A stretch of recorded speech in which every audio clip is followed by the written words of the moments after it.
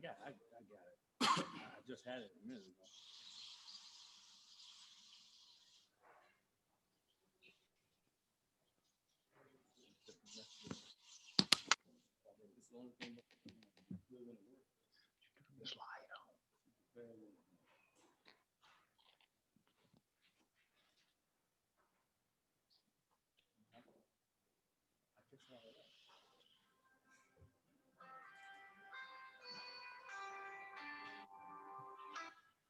Yes, Naomi. Oh, we are? So we don't have an agenda. Okay. I know it's posted on the website, so if you go to the city website. I got it somewhere. Here you go. Yeah, what else? The second item,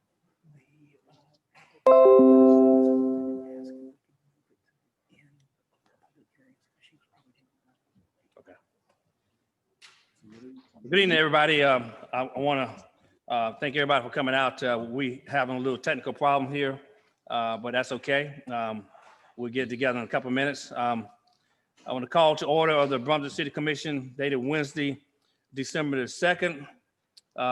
This is a hybrid meeting. Most of us are on virtual. The other three commissioners and myself here, Commissioner Williams, are here in person. I'm going to ask Commissioner Williams to do the invocation, and then I will do the Pledge of Allegiance. So, Commissioner Williams. Let us pray. Eternal God, our Father, we come now and we say thank you again for this day. Thank you for this great city and this great state, great country in which we live. We ask now as we do the business of this city, we ask that you would give us wisdom, that you would give us knowledge and understanding. Help us to do things to the very best of our abilities, God, and that it be pleasing in your sight. We love you. We give you great praise and we give you thanks for all things. For it's in Jesus' name that we pray. Amen. Amen. Amen. People who are in the building, will you please stand and recite the Pledge of Allegiance with me, please? I pledge allegiance to the flag of the United States of America and to the republic for which it stands, one nation, under God, indivisible.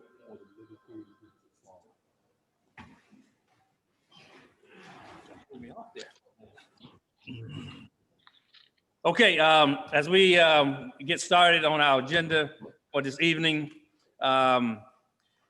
is there any additions or deletions to our agenda before I get started? I see Commissioner Casey, I see you on board. Is Commissioner Harris on board?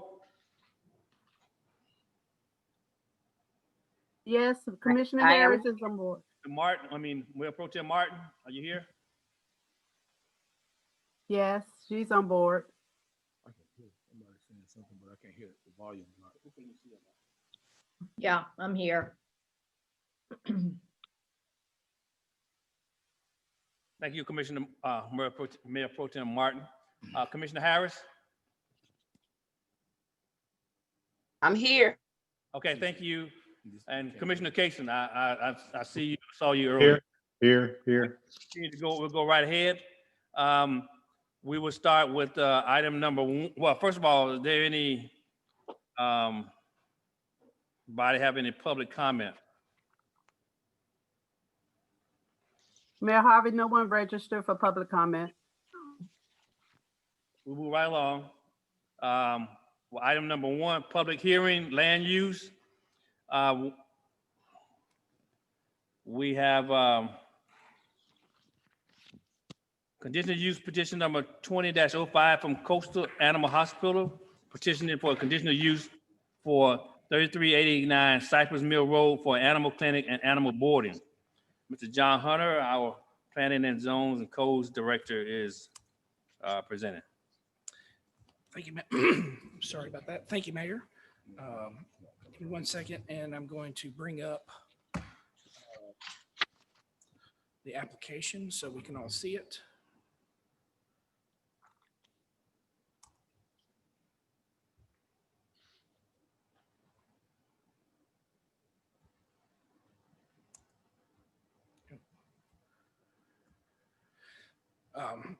As you mentioned, conditional use 20-05 is an application by Coastal Animal Hospital for a conditional use to have an animal clinic and animal boarding at their location at 3389 Cypress Mill.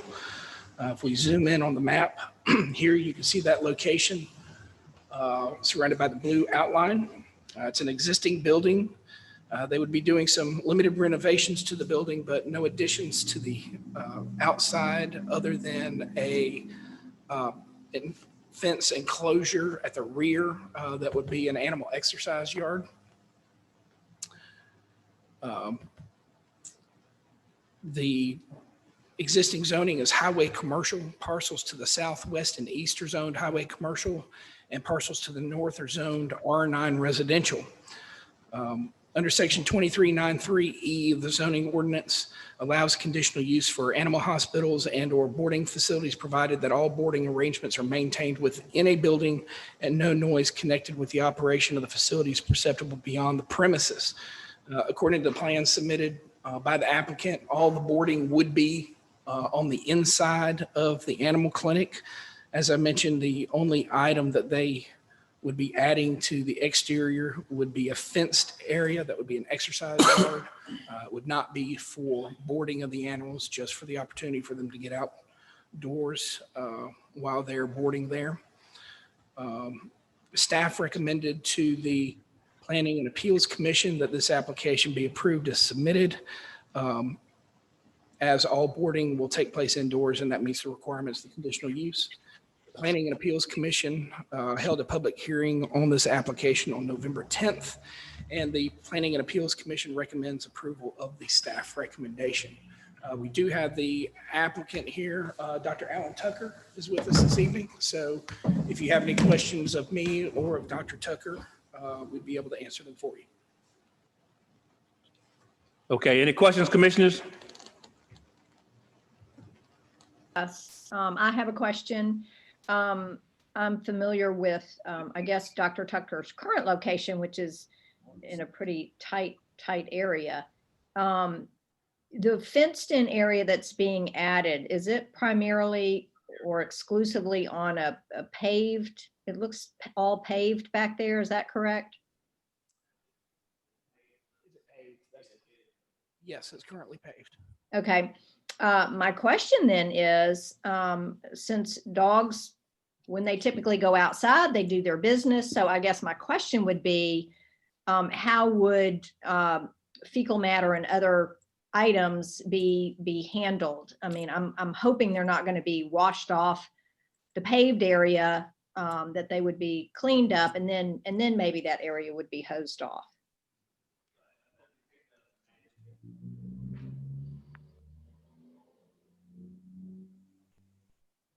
So it's actually, it would be easier than if it was grass.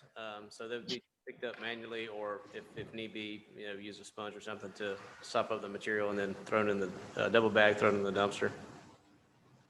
Okay, thank you. I would appreciate, I think we all would appreciate that being done.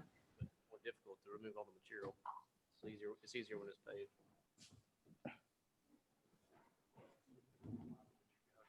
And I guess most of the parking would be to the rear or the side, based on the site map? Yes, the current parking is to the side and to the rear of the building, and there's ample parking for the use as allowed under the code. Okay, thank you.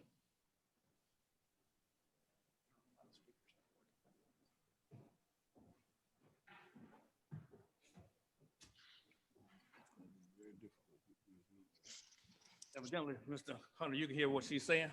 Yeah, I plugged in my headphones so I could hear, because I'm zooming directly to this.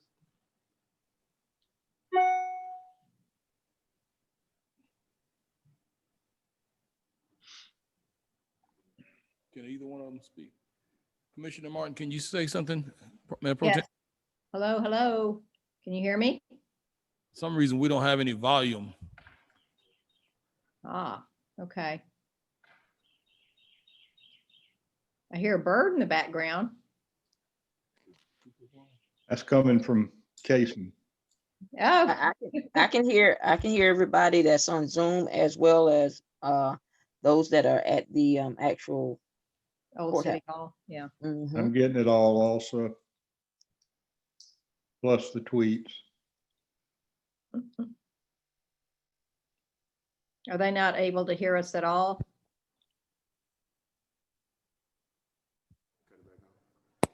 Did we get lost? Did they lose us? Hey, it's virtual. I They think, look like they're looking for a connection or something. right. I think John can hear us because he has his headphones plugged into his iPad, but otherwise we're not being We apologize. Broadcast. well, Technical difficulties. broadcast. But Mayor Pro Tem, hopefully your questions got answered. Yes, they did. Thank you. Is Matthew downstairs? Okay. I mean, they can hear us, but apparently we can't hear them. John, will you repeat Mayor Pro Tem's questions, please? Yes, Mayor Pro Tem was asking about how waste would be handled in the exercise yard. And because that is a solid paved area, Dr. Tucker responded that they would be picking it up manually and not washing it off the surface into the grass or anything like that. She also asked about parking. Adequate parking. And there is. Anyone have any other comments, commissioners? Although we can't hear you, maybe you can raise your hand and then you can speak to Mr. Hunter.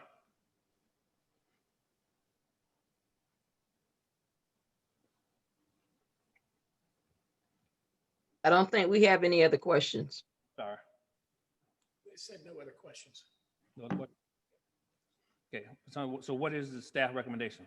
Staff recommendation was approval, as was the recommendation from the Planning and Appeals Commission. Okay, thank you.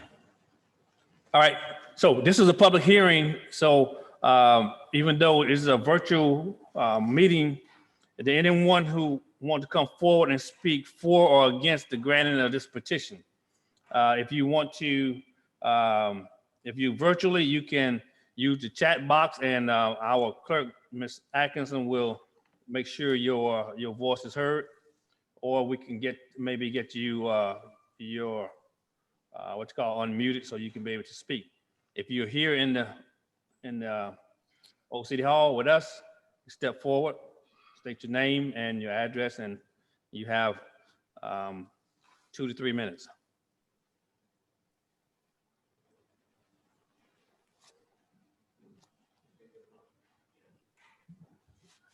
I'm Dr. Alan Tucker Jr. I'm the owner at Coastal Animal Hospital. We've been here 10 years now, over 10 years at 3607 Community Road, which is just a little bit further down the road, about 600-700 yards. We've outgrown that space in the last 10 years, so we're looking to move to a larger facility and continue to serve the pets of Glenn County and the surrounding areas. Open any more questions you might have. Thank you all for consideration. Okay. Anyone else want to speak for or against the granting of this petition?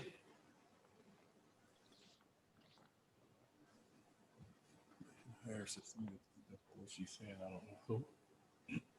Commissioner Harris is saying. You got it. Nothing? She's not. Okay. Okay, all right, then we'll close that part of our process out. Commissioners, we have before us, there's no one speaking in opposition to it. I entertain a motion, please. Motion. I'll make a motion, we approve conditional use permit number 2005 for 3389 Cypress Mill Road. Sorry, second. Mayor Pro Tem.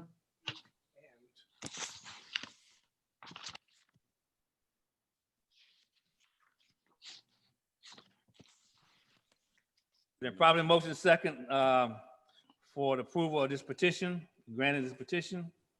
Are there any further comments or questions? Hearing none, all in favor, please say aye and raise your hand. Aye.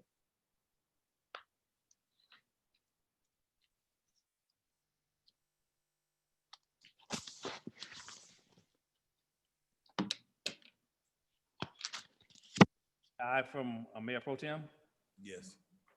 Yes. aye from Commissioner Harris. Yes. Gotcha.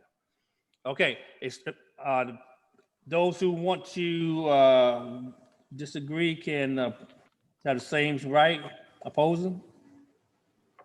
There's no opposing. It seems the ayes have it. That motion carries unanimously. Thank you, and sir, thank you for willing to stay in the city limits, stay with City of Brunswick. We really appreciate that. Okay, that petition is granted. Yes. Okay, item number, so we move right along. Rezoning petition number 20-03.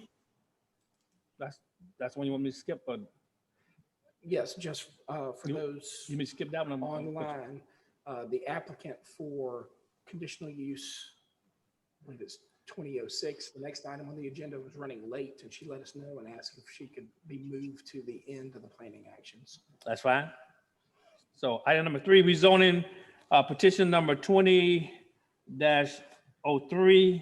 from Christopher Atkinson, owner, petitioning to rezone subject parcels from R6, one family residential, R6 to general commercial, property located at 3129 Brasford Avenue. Ms. Hutter, you presenting again. One second, getting back to the beginning of my application here. This application was before you, I believe, in September. Mr. Atkinson has applied to rezone the property from R6 single-family residential to general commercial. The existing parcel is 0.41 acres located at the intersection of Brailsford Avenue and 2nd Street. Zoom in here. We can see on the map, it is outlined in blue. It is completely surrounded by R6 single-family residential.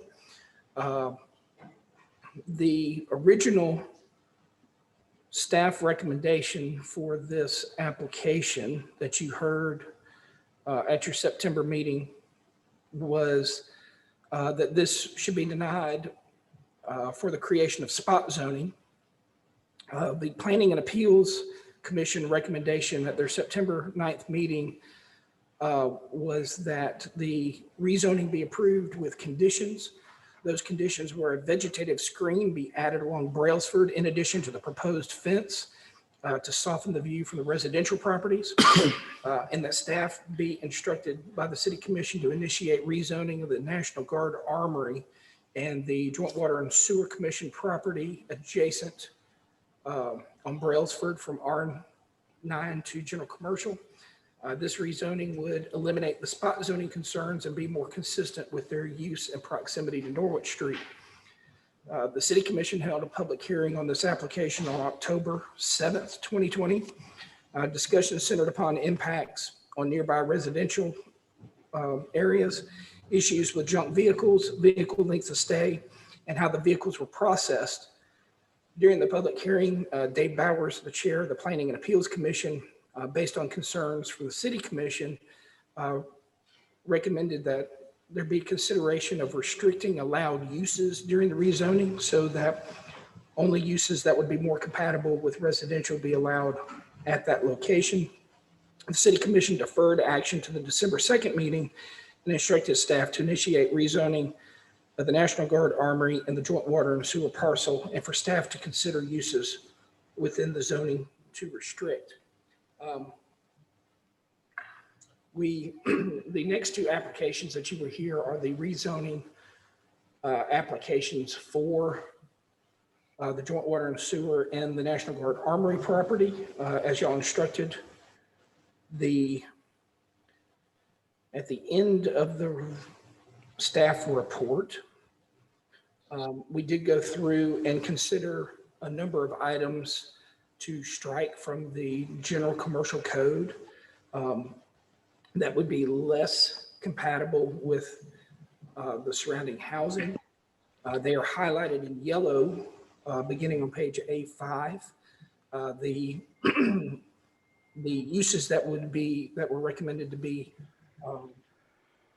stricken from that property would be seafood processing facilities, private or semi-private club lodge or union hall, hotel, tourist home and motel, commercial recreation facilities, transportation terminals, radio and or television stations or transmission towers, automobile service stations, garages for the repair and servicing of motor vehicles, newspaper publishing plants, automobile laundry or washaterias, community hospitals or clinics,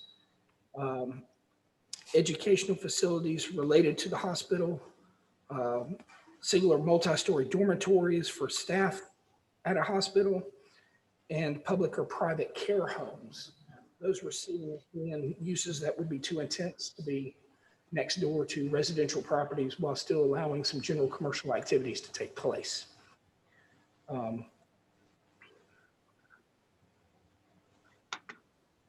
That concludes the follow-up from our last public hearing with this application. I do believe the applicants are here this evening as well. And I'd be happy to answer any questions that you have about this application, or if I need to go into more detail to refresh memories about this. This would be a towing operation, so that there would be limited storing of vehicles on the property. Thank you, Mr. Hunter. You're right. I do remember this applicant coming before us, and we remember us deferring it too as well. I think we were really concerned about the difference between junk cars and repairable cars or whatever, towed cars, excuse me. And it was confirmed that these cars would not be in our be on his lot no more than a certain length of time, minimum time. And that was what was concerning me. I think in some of the other commissioners too, they may have some reservation or whatever. So, Commissioner, you have anything you like to comment? What was that time period that you were talking about, that they would be allowed to tow and the car stay on the lot? I don't know that we had recommended a time frame. They had stated that most of the vehicles do not stay longer than 14 days. There are some that if they're abandoned, not claimed after that, they then go through the process of establishing title for that. And those take closer to 60 days, is that correct? We can hardly hear you, John. After the 14 days, they do go after some vehicles to basically claim them. And the process to do that so that they then have title to them and can sell them is 60 days. So in total, you may be looking at 74, 75 days. But that's not the everyday occasion of every vehicle. So we're looking to rezone this before we do anything for its petition come forward. That's what we're trying to do right now? Well, we're rezoning to allow it. Yeah, the rezoning would allow the operation. Right, okay. And I think that's my biggest concern is I understand rezoning the appropriate properties close by because they are certainly not falling within the R6 category based on current use. But I don't see how we get away from the length of time of junk cars, potential junk cars and abandoned cars proliferating on the lot, just like they do at all the other towing places. Mm.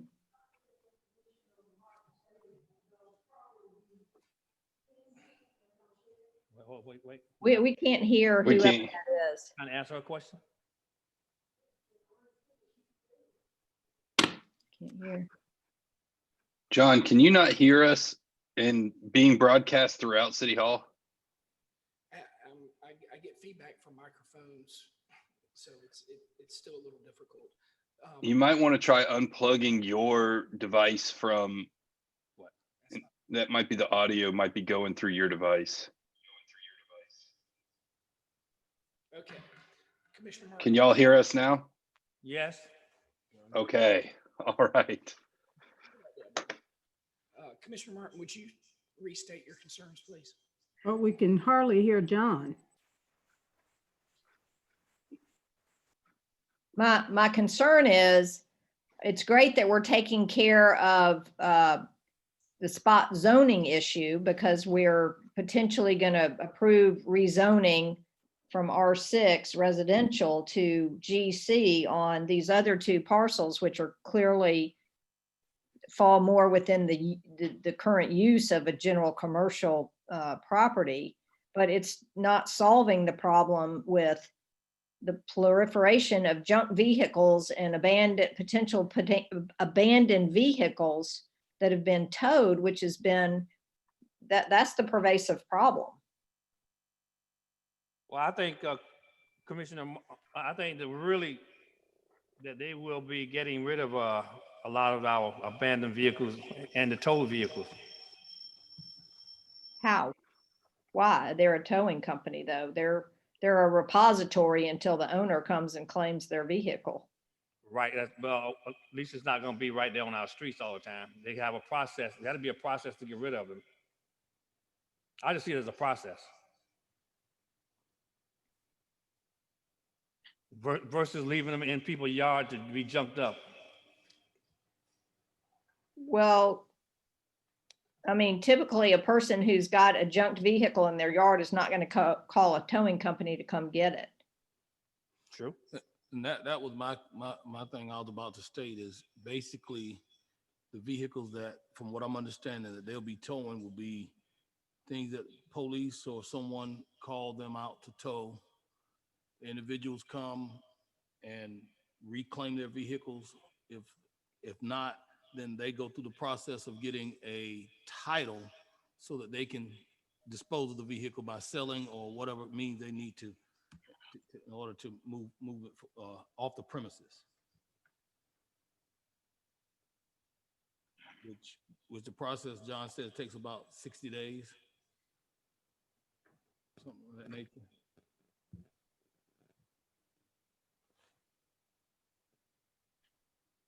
Well, again, my concern is the intensity with which the code officers have to follow up to see if that's what's happening. Well, if they do code violations, then we can come back and revoke their petition to operate.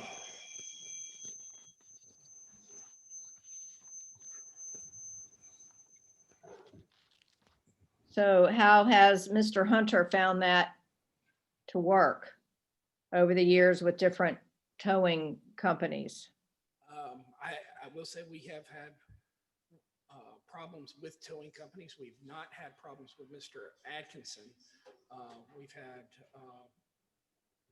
have had problems with getting compliance from towing companies and actually even going through the process to either get zoned correctly, locate in a correct zone, or get a conditional use that's needed to store vehicles. Not to mention the issue that we do have just dealing with abandoned vehicles on a day-to-day basis. Yeah. Private property or on the streets.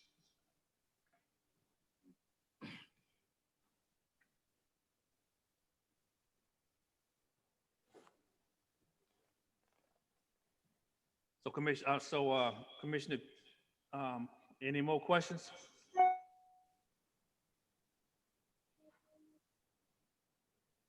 Ms. Hunter, this has gone through the Planning and Appeals Commission. Yes, it has. What was their recommendation? Their recommendation was, sorry, we got too many things going on. The Planning and Appeals Commission's recommendation was to add screening along the Brailsford Street side. And that we solved the spot zoning issue. In addition to the limiting of the types of uses long-term, so that if this went away, there would still be more compatible general commercial uses at the site. Okay. So did, Mr. Hunter, did y'all in the PAC meeting give any consideration to a specific time period that this conditional use would be allowed? In other words, that in, I don't know, 3 years it would sunset, or 4 years, just to bring it back up? I don't recall whether or not we had any sunset requirements. That is something that we have done before on conditional uses. Yeah. Would this be considered conditional use Mhm. based upon we put conditions on? Because it's a rezoning,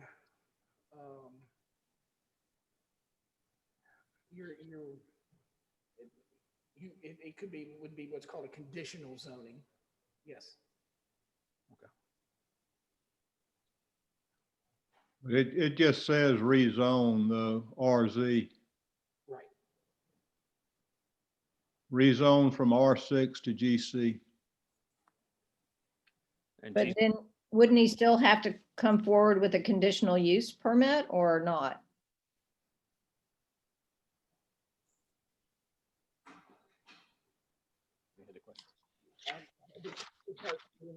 Kind of conjointly with the rezoning request, we don't always do it as a separate conditional use on top of the rezoning. So it would be, and then maybe in this case we should have, because of the type use.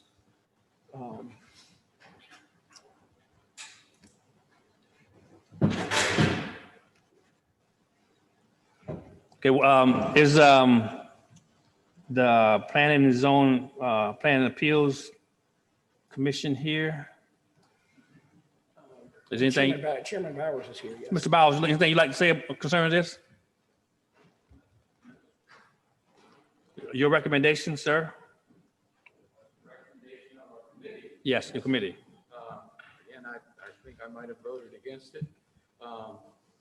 But, you know, it's the majority of the people felt it should move forward. Again, I think it needs to be held in abeyance until you approve the other two zoning, or unless you approve the other two zonings. Meaning, if this goes first and the other two are rejected, then you have your spot zoning issue. I think Brian comment on that. Nothing to add. Okay. Thank you. Well, I have one question for Mr. Bowers, though. Mr. Bowers, sorry. And that is, would you, and I realize you don't have your full committee here, the full commission. Would you advise perhaps having some sort of a time period that we allow the conditional use? And then it be reevaluated within, I don't know, 3 years or some time period?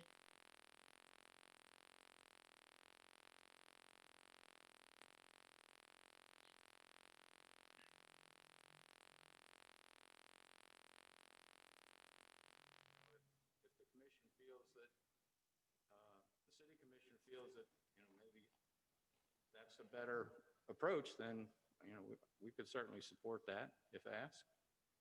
But that's Would you- that's not your committee talking, right? That's correct. Okay. I know y'all have looked at that in other situations, and I just wasn't sure if that might be something appropriate for this situation. Personally, I would say yes. We couldn't. Any further questions, comments?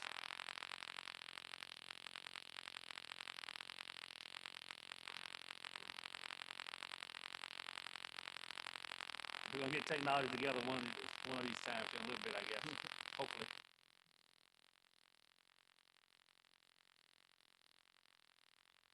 Okay, we've already had a public hearing on this matter. on, we had this thing come for us October the 7th.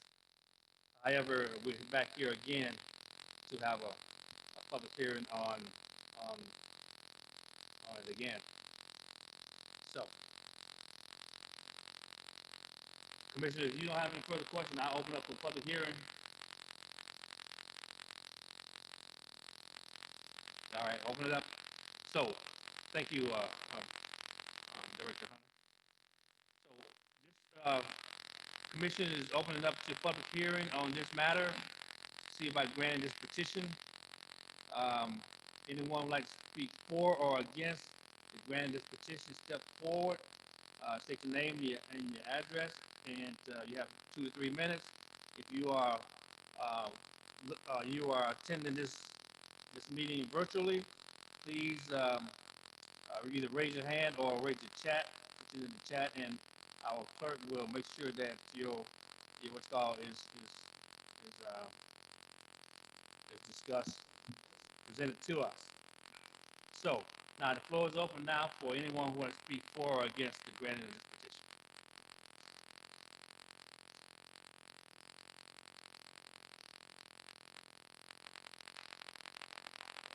Christopher Atkinson, and I'm speaking on behalf of myself. Last meeting we was here, they almost as if they approved it, but they had to do the rezoning. And they was telling about the fence and put the shrubbery and, you know, and whatever else I needed to blockade the fence and everything. We can't hear. Before in October, they almost said it was good to go. So I'm wondering what the problem is now. They back and forth again. We can't hear anything. Yeah, we can't hear anything that's being said. It's people either aren't talking loud enough or the microphone's not working. Are you finished, sir?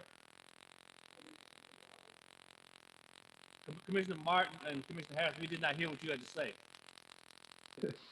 We can't hear anything, and there's a really bad tick going on with the mics.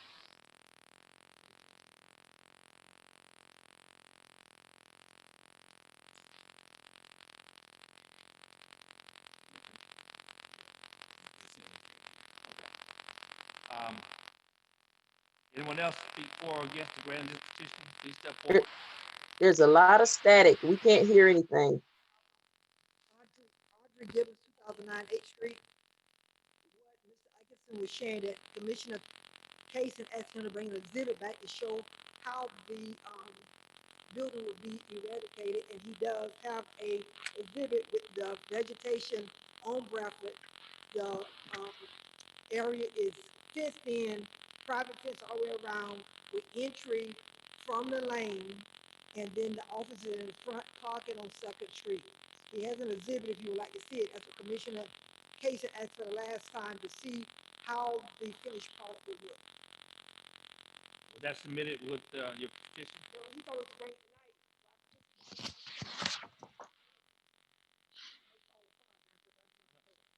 We cannot hear. We cannot hear anything.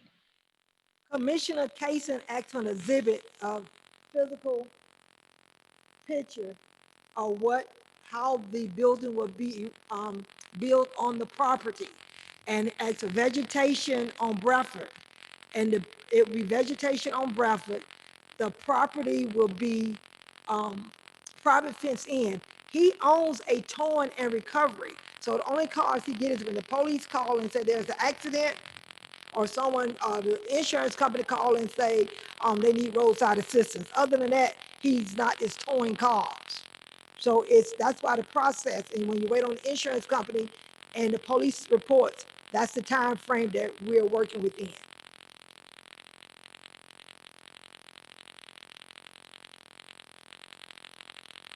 Can the static be brought out those mics? It's something going on with those mics.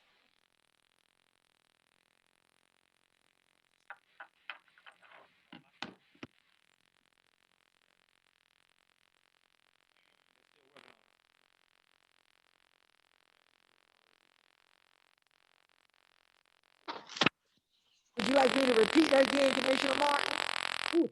Can't hear.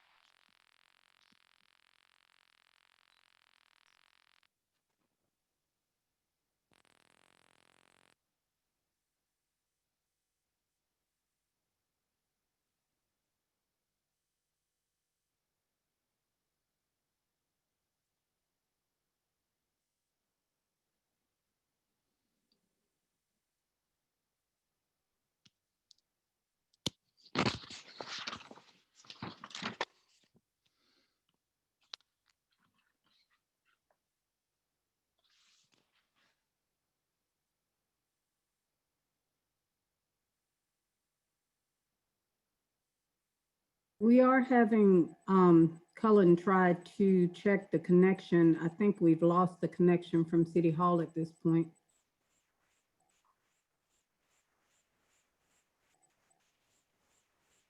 Anybody can communicate with the mayor. It might be best that we take a recess from the meeting so no action is taken while we don't have a connection there, and either leave the meeting and come back, or I'm not really certain how to do this, but if there's a bad connection, I just want to make sure someone at City Hall has communicated to the mayor that there's a bad connection and he doesn't attempt a vote or anything like that.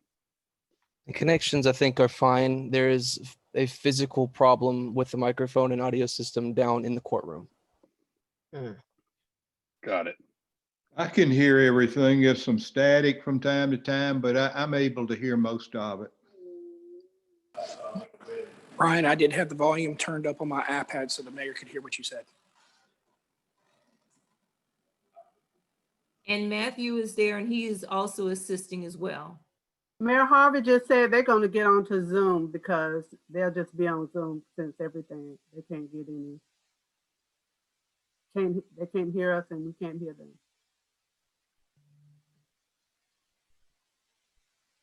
And Matthew said he couldn't find out what the problem was. I was texting him as well. Okay. Is there still going to be able to, since we're in a public comment portion, or excuse me, public hearing portion, is there going to be the ability to still have people speak to the commission? Otherwise, we're not going to really be able to get much done with public hearings. We can use my Okay. iPad. All right. We stand in recess for, I guess, about 15, 20 minutes.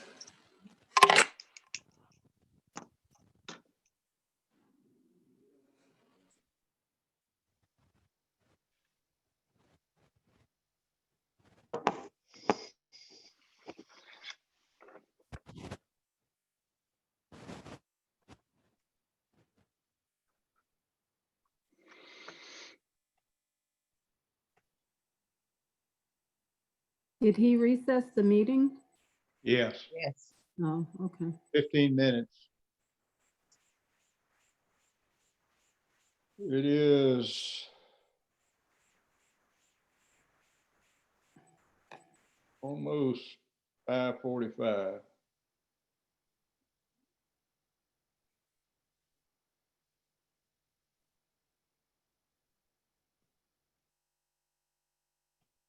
I don't know if it's Naomi or Cullen. The mayor did ask that we may want to stop recording for the moment while we're in recess. Okay, Colin will stop the recording. He has. Okay. Well, welcome back, everybody. We are back to our city council meeting. Apologize for all the interruptions and due to our technical difficulties, but we were discussing this granting of this petition to Mr. Atkinson. I know we had some questions. Commissioner Kaysen had some questions, and Commissioner Martin had some questions as well. And hopefully they have been answered. If not, can you restate those questions if you like, if they haven't been answered to your satisfaction? I'm okay with the one about the office, but I'm not okay with, I'd like to ask John Hunter a question if he's, can you hear me, John? Yes. Is this zoning going to maximize the economic value of the subject property without depreciating the value of the adjacent and nearby property? I don't know that I can speak to that directly. I can tell you that the property itself had a dilapidated building on it previously that Mr. Atkinson demolished, and currently it is undeveloped. So obviously, anytime that you add development to a property, you're going to increase the economic value of it to the community. I can't necessarily speak to the impacts of what value that would bring or not bring to the residences across the street. You know, you have commercial operations directly across the street from residential areas in developed cities like ours all the time. So, you know, it just becomes a matter of, you know, whether or not the neighborhood itself really, I think, feels that it is. Well, I'll add to that. I wish we had more definitive answer to that, but that tower there leans itself towards working with Mr. Atkinson the best that we can as far as I'm concerned. The tower, if it were not for the tower, I would have a hard time with this. And I do like Commissioner Martin's conditional use permit and a time limit being set on it so we can be sure of what we're doing here. I would like to work with Mr. Atkinson all that we can. We've got a neighborhood here, and to me, again, with the tower, it makes it sort of an unusual situation. So that's my concern. Thank you, Commissioner Kaysen. Thank you. Commissioner Martin, Mayor Pro Tem Martin, did you have any further questions? No, I think Commissioner Kaysen understood my concern, as I'm sure some of the other commissioners did, but I think it was well stated that perhaps since this motion is coming before the other two rezonings, we should make, if we so choose to approve this, conditional upon the approval of the rezoning of the other two parcels. That makes but sense. also perhaps give it a time limit specific to the conditional use that the applicant is applying for. Okay.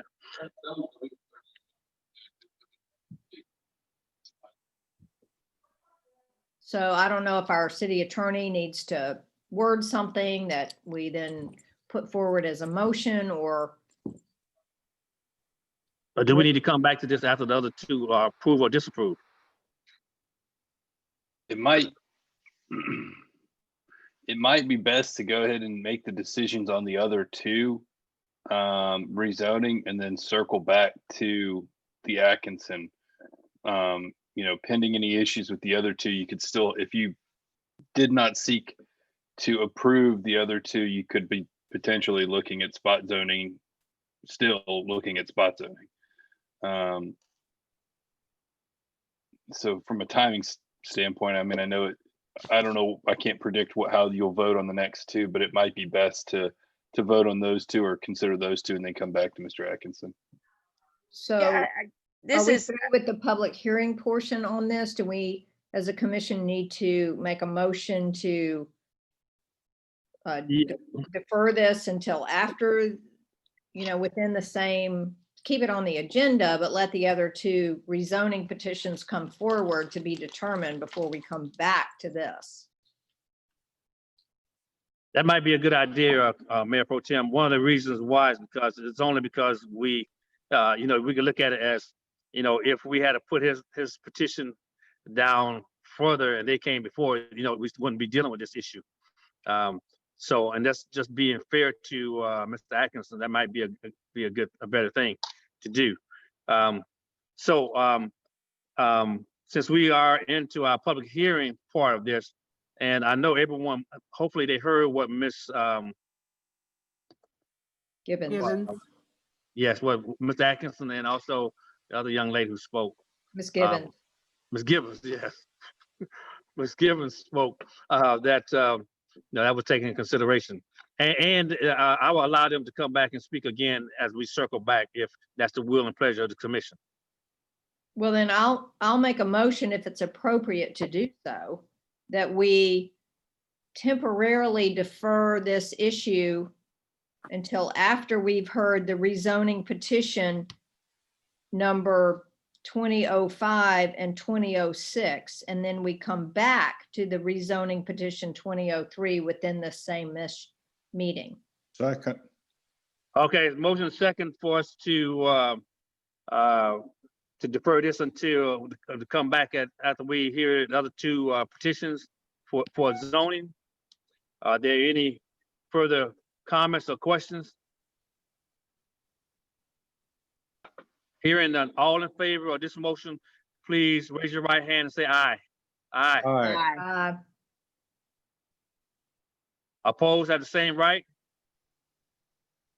Okay, it seems the ayes have it. Okay, we will circle back around and we will take up this petition as soon as we finish with the other two petitions that we have. Mr. Hunter, you go ahead and start the other two, please.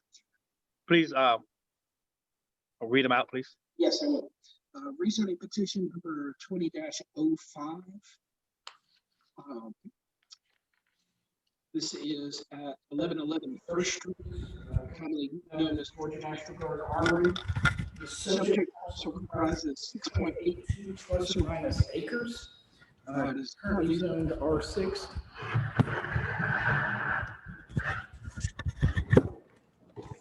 The existing zoning, the subject parcel is R6. Adjacent parcels are a mix of general commercial and R6.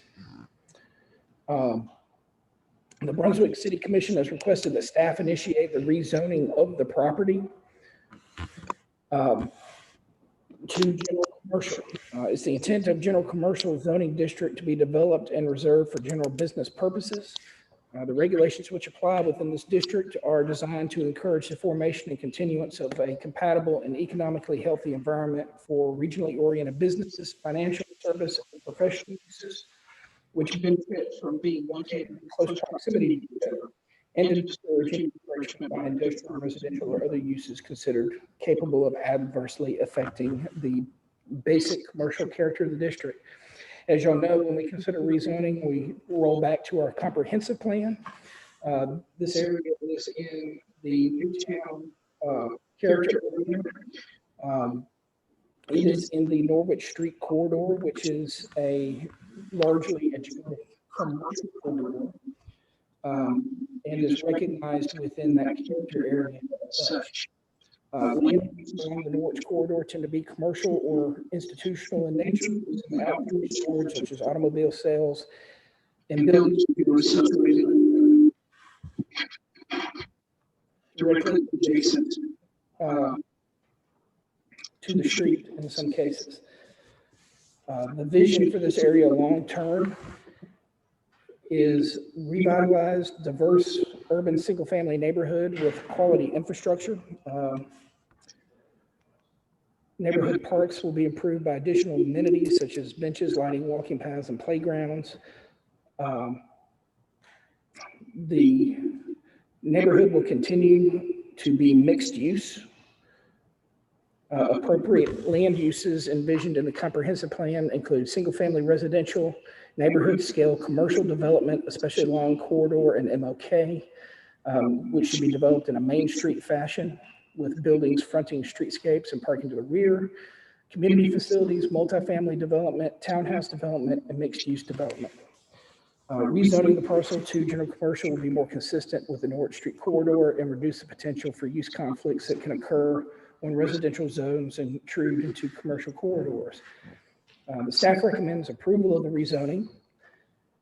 The Planning and Appeals Commission held a public hearing on this application on November 10th, 2020. No members of the public spoke in favor of or against the application. The Planning Appeals Commission recommended the approval of the application based upon the staff recommendation. If you have any questions, I'll be happy to answer them at this time. And we have no applicant other than the city, so I'm the only person that can answer questions. Thank you, Mr. Hunter. Any questions, commissioners? I guess the folks that run the National Guard Armory are aware of this rezoning. I attempted to contact them and really got nowhere. Did not get a call back. I sent a letter, did not get a response. We did post signs on the property. I don't know that it directly impacts any of their operation. They're exempt from zoning, so they can do pretty much whatever they want as long as it's in the National Guard hands. This is something to facilitate our own development in the area. Thank you. Okay, thank you, Commissioner Kaysen. Any other commissioner got a comment? This is probably long overdue. Yes. I'll say so. And I'm reserving my comments, because I thought that it would have been logical for us to have done this first in the first place. Okay. I will make a note if we ever have an occasion like this again to make sure I work with Naomi and get things in a little bit more logical order. No problem. Thank you. Thank you. Okay, since this is a public hearing, commissioners, I'll open it up to the public. Anyone who would like to step forward, speak for or against the grant of this petition? Step forward, state your name, your address, and you have 2 to 3 minutes. And if you're online virtually, please indicate by putting something in the chat box, and our city clerk will make sure that your comments are heard. No, I'm off. Since this microphone That one's picking me up. This one's and getting these speakers. Gotcha. It seems no one's stepping forward, so I will close out that portion of our public hearing. Commissioners, now it's up to you. What's your will and pleasure? I'll make a motion that we approve rezoning petition number 20-05. Petition Second. zoning sorry. of 1100 First Street, which is the National Guard Armory, from R6 one family residential to GC general commercial. Second. Motion is second. Motion by Mayor Pro Tem Martin and second by Commissioner Harris for the granting of this petition from R6 to GC general commercial. Are there any further comments or questions? Hearing none, all in favor, please raise your hand and say aye. Aye. Opposed have the same right. Hearing nothing from the opposing side, it appears the ayes have it. That motion carries. The motion carries unanimously. Thank you so much. All right. Now, Mr. Hunter, you are here again. Yes. Rezoning petition number 20-06 for 3101 Brailsford Avenue. The city of Brunswick is petitioning to rezone the subject parcel from R6 one family residential to general commercial. The subject parcel comprises 0.62 plus or minus acres and is owned by the Brunswick Glen Joint Water and Sewer Commission and contains a water tower. The adjacent parcels are zoned R6 with the exception of the National Guard Armory that was just rezoned to general commercial. It is in the same character area as the National Guard Armory, so I will not repeat all the analysis of Newtown, other than that the rezoning from R6 to general commercial would be consistent, obviously now with the surrounding Norwich Street area. And staff recommends approval of the rezoning. The Planning and Appeals Commission held a public hearing on the application on November 10th, and no members of the public spoke in favor or against the application. The Planning and Appeals Commission recommended approval of the application based on staff recommendation. And I'm happy to answer any other questions. Questions for Mr. Hunter?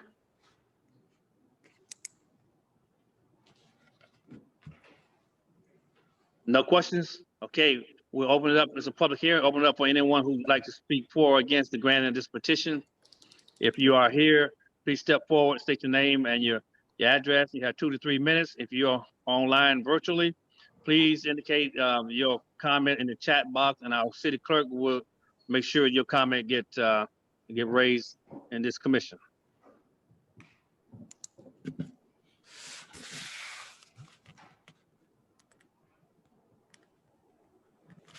Hearing nothing from the public comment, I'll close that out. Commissioner, please, what's your will and pleasure with this I'll petition? make a motion to approve petition number 2006. Second. Been properly motion second to approve of petition number 2006. Are there any further comments? Hearing none, all in favor, please say aye and raise your right hand. Aye. Aye. Opposed have the same sign, same right. Hearing nothing from the opposing side, the ayes have it. That motion carries. Thank you. Now we will circle back around to the previous. Please state, Mr. Hunter. That would be rezoning application 20-03. Okay, so now that the other preliminaries are have been put in perspective, let's put this request in perspective as it now applies. Because we were talking about stuff, to me, that's why I hadn't said anything, that was putting the cart before the horse. So now that we handled business that should have been handled prior to this request, let's put this into the proper perspective, please. Okay, so as we open it back up, is there any need for, so we had public comments before, are there any need for other comments? I think you've met your requirements to have your public hearing, because I believe everybody, unless there was, I didn't see anybody else, but I believe those that were in the audience that were willing to speak for or against did come up and speak for or against the petition. They did. I was worried about no one was able to hear them. If all comments being satisfied, then that's fine. Okay, so now, with the concern that Commissioner Martin had, and the concern that Mayor Pro Tem Martin had, and Commissioner Kaysen had, can we bring this around and put this in proper perspective? Yes, you can make a motion if you like, Commissioner Harris, as well.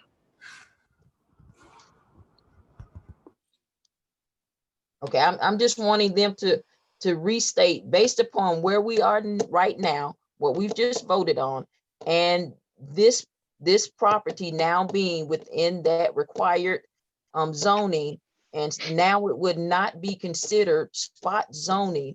I want that perspective drawn. I want it to be put in proper perspective as it now applies to this property. Well, Okay. I'm willing to throw myself out there and offer a motion. And that would be that we approve the rezoning petition number 2003 from Christopher Atkinson to rezone the subject parcels from R6 one family residential to GC general commercial, and allow the towing service, the conditional use intended by the applicant for a period of 5 years. And that the recommendation of the Planning and Appeals Commission be added into that condition, which I believe is the buffer zone, the fencing and the vegetation. Is that correct, Mr. Corey? Is there anything else I need to add to that? They did make, and I think John presented, they did make clarification on the permitted uses that would apply to this particular rezoning. I think John read them all in during the initial presentation. So that would need, I think, to be part of the motion if that is what the Then the I city is ask that intending to do. that those specific conditions be incorporated into the conditional use for this particular application. I got a motion. Second. Second. Are there any comments or questions? Well, I'll just add one comment, is that we're trying to reestablish Norwood Street back into a commercial corridor. And the granting, I guess, petition for Mr. Atkinson would actually do that. It's commercial activities, what he's doing. I really don't like to restrict him for 5 years. He has to come back in 5 years, but I believe that may be a good thing. And we need to do that for a number of our conditional use petitions, because that makes sure that they will adhere to the conditions that we put on them.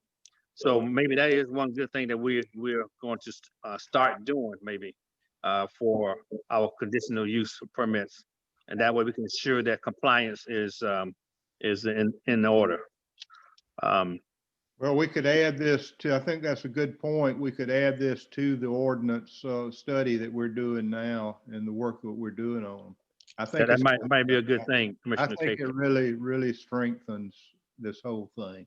That way, don't put so much trouble on our code enforcement either, as our. Absolutely. I have one further comment too, as part of discussion prior to the vote, and that would be probably to Mr. Corey. Do we need to look at changing some of the ordinances on what some of those applicable conditional uses might be? Because I don't think we need to go through this every single time. We need to amend our ordinances if that's what the case is. I think we are doing that now, Julie. That's definitely something that we've got under consideration with our work with the Coastal Regional Commission, is looking at all of our conditional uses, making sure that they're still relevant. And if there are ones that we need to add and subtract. Okay, perfect. Thank you. I've got that on my list too, when I can get to the folks. I won't That's definitely there. belabor it further. Right. Okay, any further comments, commissioners? Hearing none. All in favor of granting this petition with the stipulated conditions that's been stated, please raise your right hand and say aye. Aye. Opposed have the same right.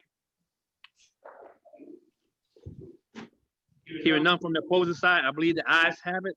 That motion carries. Thank you so much. Thank you. We're here again for the last one. All right. Okay. Our last item is conditional use petition number 20-06 at 1910 Tillman Avenue. Alicia Gray is petitioning for the conditional use for a group dwelling. The subject parcel is 0.18 acres plus or minus in size and is a residence. The subject parcel is completely surrounded by general residential zoning. There are no proposed developments or changes to the property.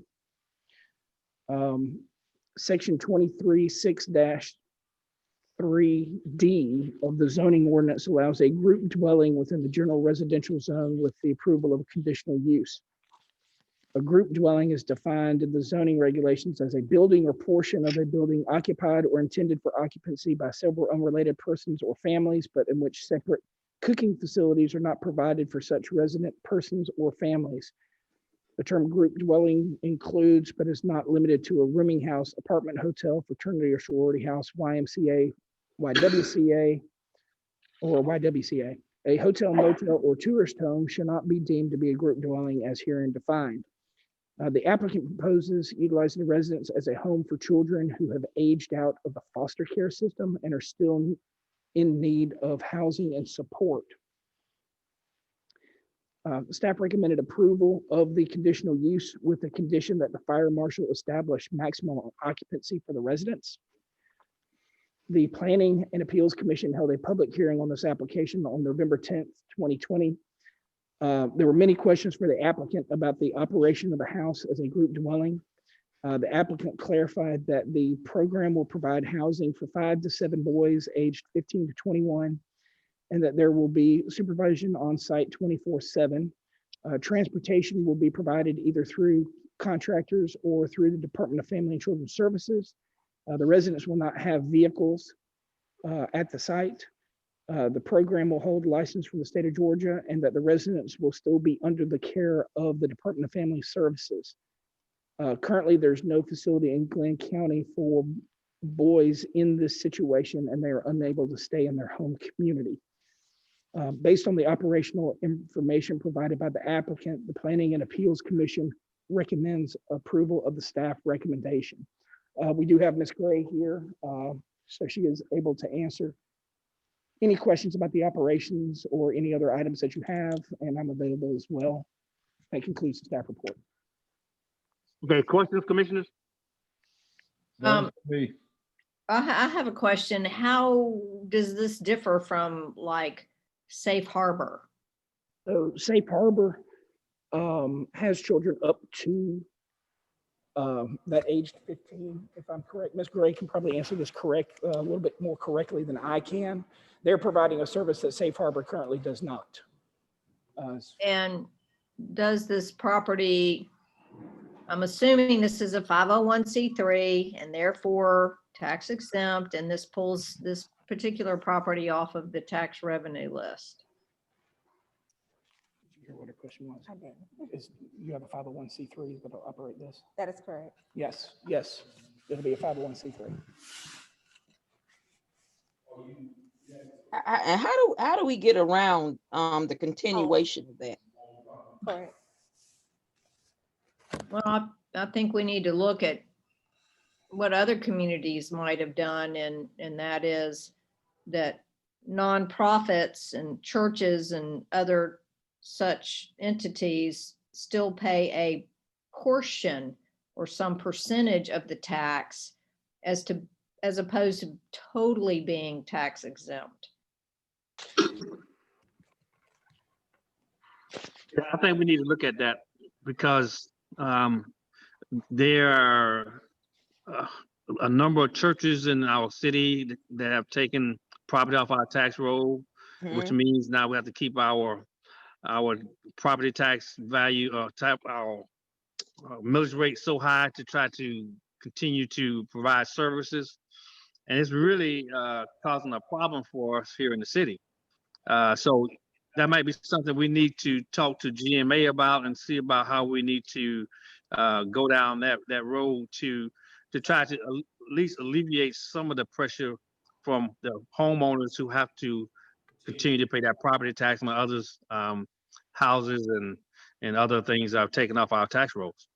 Well, I would agree. I think we would certainly value what this particular entity might bring to our community and what they offer to these kids. I mean, definitely, we're not heartless commissioners, but I think that we need to look at this. And I know that there are other communities that have addressed this in a manner that seemed to be conducive, not only with being able to provide those community services and fire safety, police, that sort of thing.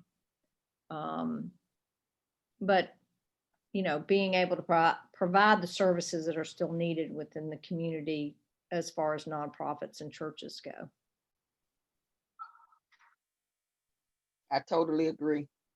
Have any of the residents in the surrounding area been notified? Have they gone door to door to check with residents in the area, since this is a residential area?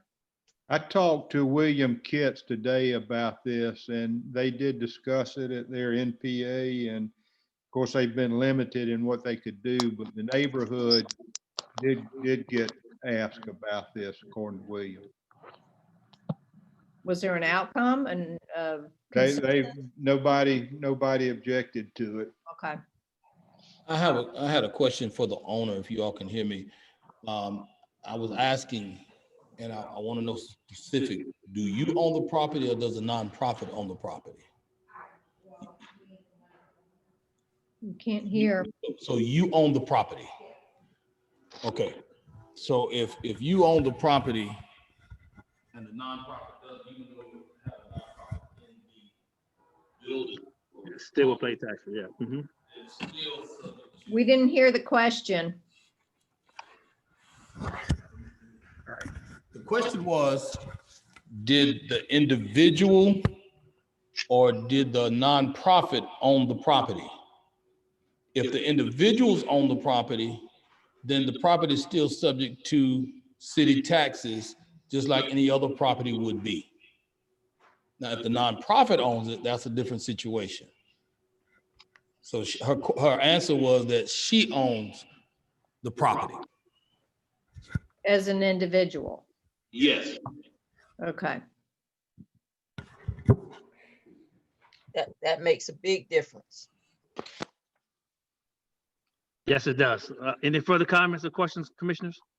My only question is, how long has this particular organization been in existence? I don't know if they have a name formally.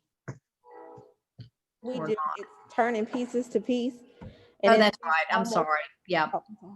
Thank you. I apologize. And I do know some of these principals, and they have a wealth of experience of having worked with and in dealing with kids of this age and within this category. So they have the experience. Well, the service is really needed in our community, and we're trying to make our community as best as we can. So I applaud you for doing that, stepping up and finding, trying to alleviate that void that we have here in our community.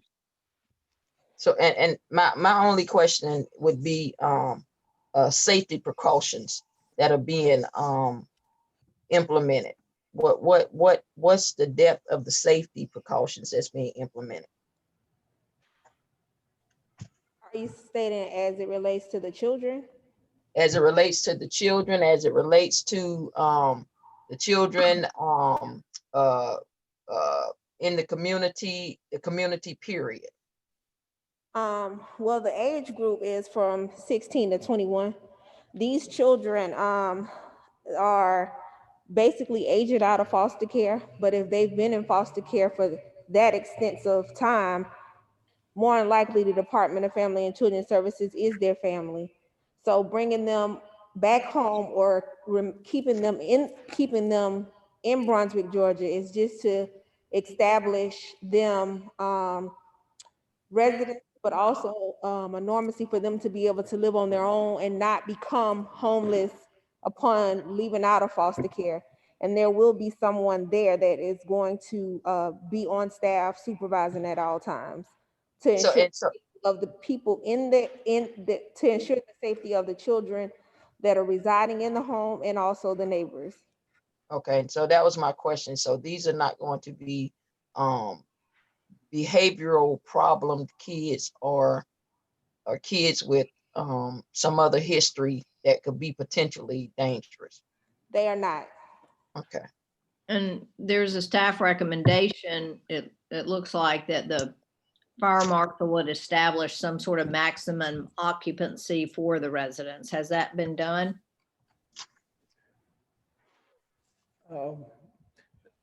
That will be done as part of getting the certificate of occupancy for the building, once this has all been finalized and she establishes the home there.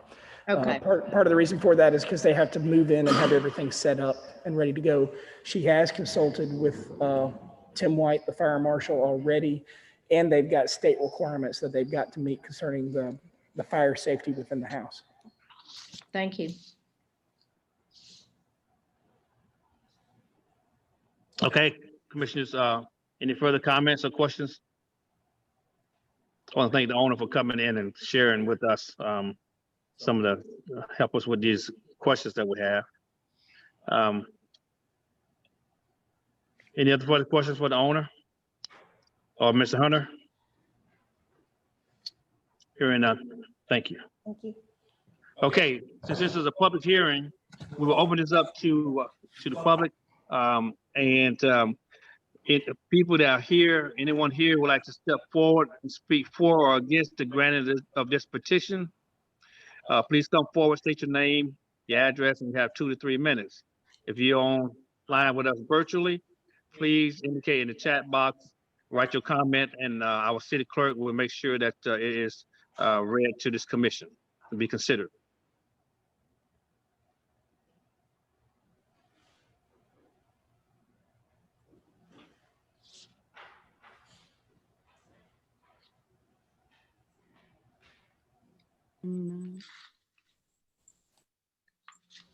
Are there anything in the chat box, Ms. City Clerk? No, Mayor, no one's in the chat. Okay, thank you. Seems no one's stepped forward here as well to speak for or against this. I will close out our public comment period. Commissioners, you've heard all the comments and the answers to our questions concerning this petition. Now, I will entertain a motion or what's your will and pleasure.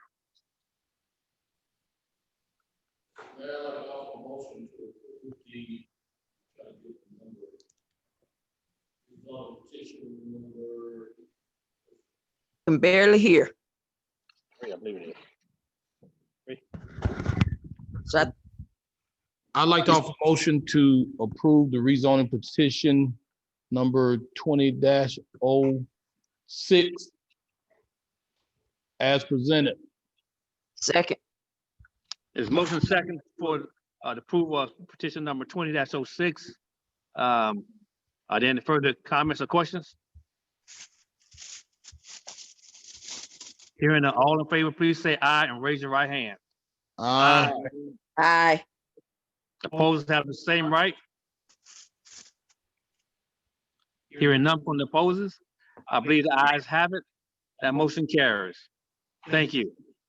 All right. That's all we have in the public comment period. I mean, public hearing. Okay.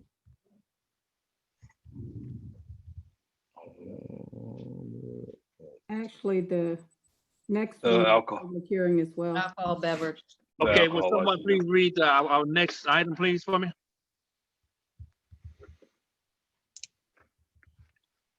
Hold on just a second, Mr. Mayor, I'll get to it. Let me see here. Deputy Mundy. Consider approval of a new alcohol beverage license. Rebecca Mundy. Yes, this is a new ownership from the 5 Points Mini Mart. This was a correction from our last meeting. They are applying for this retail sale of beer and wine only. Background has been done on the new owner. And there's nothing on the background that would prevent her from obtaining this license. So this is a new alcohol license? It's a change in ownership. Change in ownership, okay. Yes, sir. So it's just for beer and wine. Yes. Okay. And this establishment has been doing this since 2007. Okay. So evidently that was a typo last. Yes. All right. This All is the right, one from the prior meeting. Yes. It was deferred because I think they had Sunday sales or something on there. It was that- it Had was distilled spirits. Yes, it was a typo. Thank you. City Attorney, do we have to have a public hearing on this part?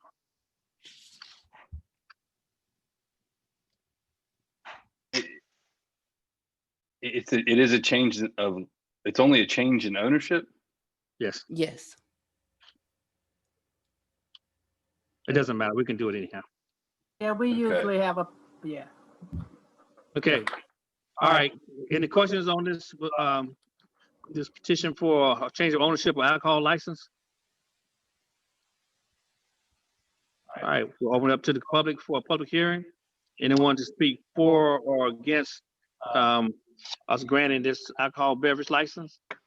Just step forward if you're here If you're online virtually, will you please use the chat button, and your comment will be brought before this commission.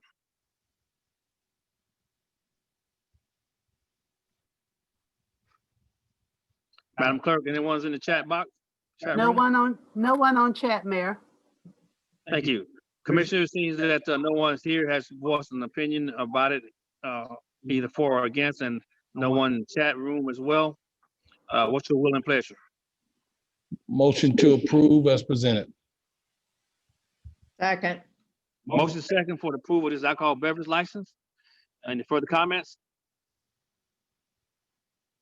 Hearing none, all in favor, please raise your right hand and say aye.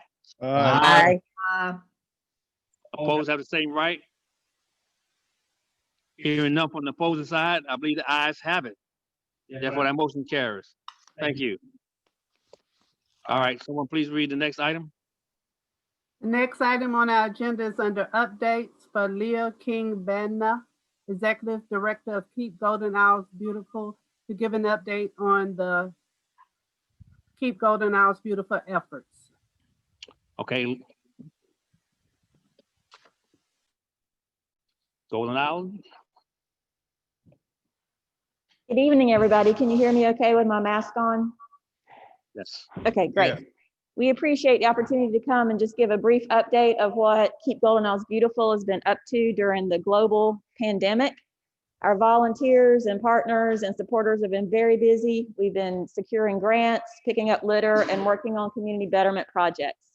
So I would just like to brief you on a few of those projects that we're really excited about. The first is that we secured a $10,000 Keep America Beautiful Lowe's grant that is for community betterment projects along MLK corridors. And that is a two-part project for us. One is providing new benches for the Manor House at the corner of MLK and G. And we've already done that 2 weekends ago, provided new benches for them, cleared out a lot of the plantings that they didn't want anymore because it hid beer bottles and trash, and we replanted their flower beds, and we will be assembling and installing a tiny library at that site. In February, we'll be working with the Golden Isles Veterans Tiny House Project right across the street, and we have purchased 3 picnic tables for them and 5 benches that will be installed. We'll be constructing a blessings box for their facility, and then also with any remaining money, helping them with landscaping. So we're really excited to bring that $10,000 back to our community for community betterment. We also secured a $5,000 UPS grant, which is for tree restoration. And what we're doing with that is we're going to install 5 more of the public orchards, the citrus orchards throughout the city of Brunswick. And we've worked with city staff to identify potential public spaces where these orchards will go. They'll again be filled with orange trees and grapefruit trees, and in highly pedestrian traveled areas where anybody walking by can take advantage of the fruit as soon as it becomes available. So we're very excited. Once we plant those 5 citrus groves, that will bring a total of 7 within the city limits of such public edible orchards. So we're extremely excited about that. Also, we were able to secure a $20,000 Keep America Beautiful grant that was for the continuation of Georgia's Coast is Not an Ashtray cigarette litter initiative. And this is a regional initiative that we coordinate with all 6 of Georgia's coastal counties. It actually won a national award this year, so we're very proud of that. But with that, we've been able to install cigarette receptacles around the community and do some other really cutting edge outreach and education about cigarette litter. Our March Madness is one of our signature efforts that we're most proud of. The entire month of March, working on March cleanups, salt marsh cleanups. This year we had a total of 20. We got 17 completed in March before the pandemic caused us to fall. We finished up in June and July, and we not only reached our goal of 20, but we broke it with a goal of total of 24 March cleanups. And just to remind everybody, We can't understand. Can you hear me? So there's a lot of echoing, and I don't know, maybe it might be better if you take your mask off, Okay. but I'll take it off. I was Okay. moving my hands, that might have been part of it. Okay. But March madness, we held 24 cleanups in March. We were able to pull 7.11 tons of trash out of our salt marshes, which is huge. That's again 7.11 tons that could not have been put out with a volunteer effort. That is 155 tons. So very excited about that. Our electronics recycling event was postponed from April until October, but even with that, it was a huge success, and we were able to keep 21,000 pounds of electronics out of the landfill. We also collected 2,000 pounds of scrap metal and some other impressive statistics as well. In April, during the middle of the pandemic crisis, we decided we wanted to do something to help families and our pollinators, and so we had a flower seed packet giveaway. We distributed for free over 3,000 flower seed packets to our community members. So that was in the form of 300 grab bags of free flower seeds, and folks had a lot of fun installing pollinator gardens and having family time. I'm dressed super casual right now because I just came from Oak Grove Cemetery, where we partner with the society there, and we're busy this afternoon raking leaves and helping them. So that's a continual partnership with the Oak Grove Cemetery and helping however we can with volunteer effort there. Also, we continue with our Overlook Park maintenance in a partnership with the city and the Golden Isles College and Career Academy, where we have students from the Golden Isles FFA work on flower bed maintenance. And we actually have an adult volunteer who picks up trash every weekend out at Overlook Park. We did something new this year. We held a plogging event, which is Swedish, and it combines jogging and picking up trash. So that was very successful. We had that, and we removed around 200 pounds of trash in that effort. Our sensitive document shredding event in October, we were able to shred in a site in Brunswick and one on St. Simons, 8.5 tons of sensitive documents for free for the community. That was a partnership with BB&T Bank. With our Adopt a Highway program, we have 93 total groups. 31 of those are within the city limits. And these are groups that are picking up trash once a quarter in a public space or a 1 mile stretch of roadway. Many of these groups are picking up more than once a year. And even though our numbers have been a little bit down this year with the pandemic, folks are still out there picking up trash. And we've, to date, just this year, have picked up, with Adopt a Highway, 15.8 tons of trash we've removed in 314 cleanups. We partnered with Brunswick Police Department and Glenn County Police Department for the month of November in a targeted effort against unsecured loads, and reminding folks that we do have an unsecured load ordinance and that unsecured loads do not need to be actively littering to be against that ordinance. And we co-hosted a litter law enforcement training workshop for code and law enforcement officers in Hinesville. We co-hosted that with Keep Savannah Beautiful and Keep Liberty Beautiful. We're still continuing our third grade education and outreach, although this next year it's going to be virtual until we can get back into the schools again. This year so far, we've had 34 special cleanups that do not count March Madness. These are cleanups where groups come in and help do one-day cleanups, such as along Homer Wilson Way in downtown Brunswick. We have 3 cleanups scheduled for December. One is actually going to be along the railroad tracks across from the marina and near Mary Ross Park in downtown Brunswick. We're going to be trying to remove railroad track litter. And then we have our Christmas tree recycling again in December, and we're adding something new in one location to accept old Christmas string lights this year. And I could go on more and more, but I shall not. And I'm more than happy to email to the commissioners this little synopsis of what's happened so far. But in the middle of a pandemic and folks being a little weary to get outside and work, we're really proud with what all our organization has been able to accomplish this year for our community. And if anybody has any questions, that's all I had to report. Well, I would like to say I wholeheartedly applaud your efforts, the huge efforts of your board, all your volunteers. We are a consumptive society, and we leave stuff all over the place, and then unfortunately the wind catches it and blows it all over. So I really applaud your efforts in what you do to help clean up and green our community, educating our young people.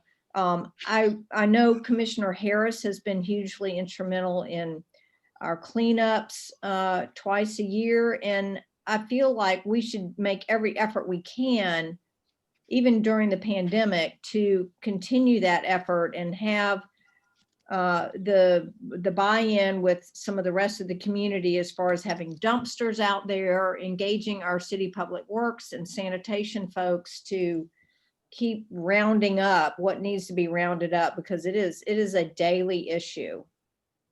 But thank you for what y'all bring to our community and the efforts that you take in doing that. I echo every bit of those thanks, and the words were great, and I echo all of those. Thank you. Yes, and this is Commissioner Harris. Leah, thank you so much. You know how much I appreciate you all and everything that you all do for us throughout the entire year, not just sporadically, but always throughout the entire year. We are still trying to work on that effort for the joint venture that we have in place, and we started and stuff, and we've not forgotten about that. Just times have kind of detoured our efforts somewhat, but still, regardless of that, you know that anything that we can do, I can do, the city can do, we're always here to support you all, because we appreciate how much you all support the city. Keep up the good work. Well, thank you. And just let me add that we are extremely grateful of the partnership we have with the city, and we feel like that together we're making great things happen in the city of Brunswick. And we appreciate everybody pitching in and working together.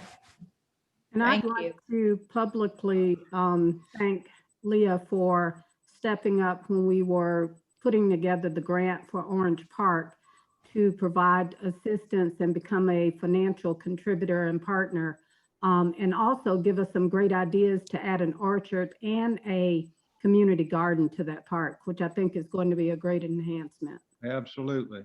Very good. Thank you, everybody. Thank you. Thank you, everybody. So we will move right along. Hope everybody can hear me. I hope I told loud enough to hear me. We're still having some technical problems.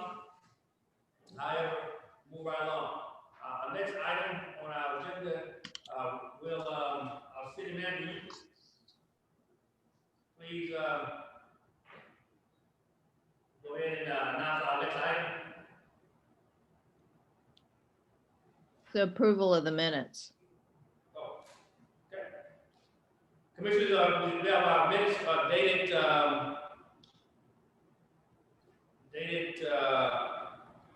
November 18th. I'll make a motion, we approve the minutes. as Second. presented. Second. Thank you, everybody.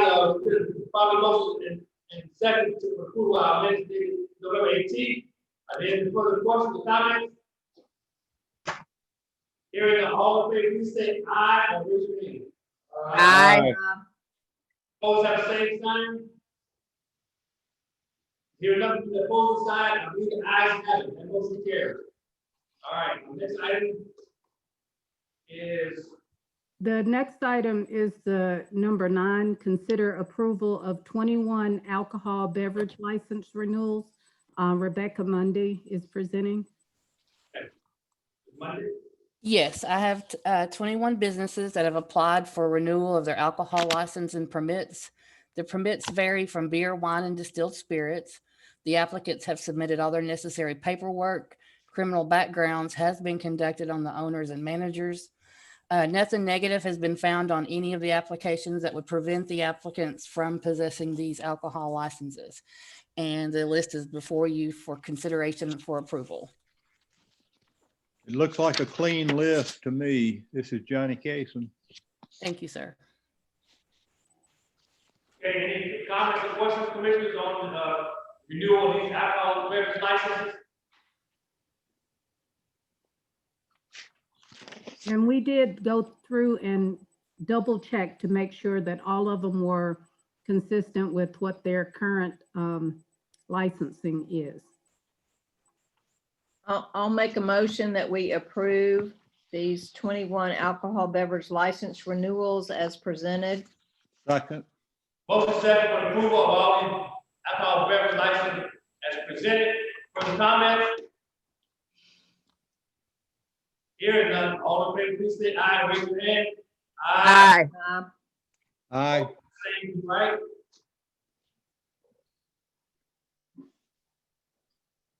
Hearing none from the opposing side, I think the ayes have it. The motion carries. Our next item is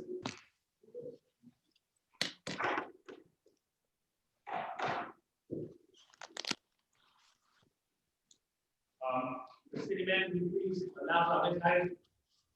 The next item is consider approval of risk management benefit plan. Mike Malloy is our presenter. Mike, are you on board?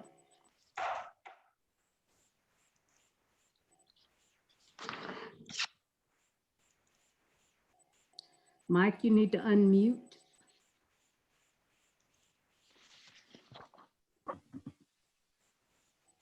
Can you hear me? Hear you now, Mr. Malloy. Go ahead on, please. We can hear you now. Okay. All right, great. Good evening, Mr. Mayor and fellow commissioners. Thank you for your time this evening. I'd like to present to you the renewal for your medical insurance. This year our claims our net claims are down considerably. They're currently through October, they're $843,803, and our expected claims were $1,239,808. So considerable, that's about $654,724 less than we expected. We marketed your account with a number of the markets that we went to, and as we do every year. And in your packet, you'll see the information on your renewal. Covenant Administrators is currently our third-party administrator. They were purchased this past year by Blue Cross and Blue Shield, and we haven't had any problems with them continuing to pay claims as they're supposed to. Our stop-loss carrier is Nationwide, and our Cigna is our network, our PPO network. Our specific deductible, and that means we're responsible for the first $80,000.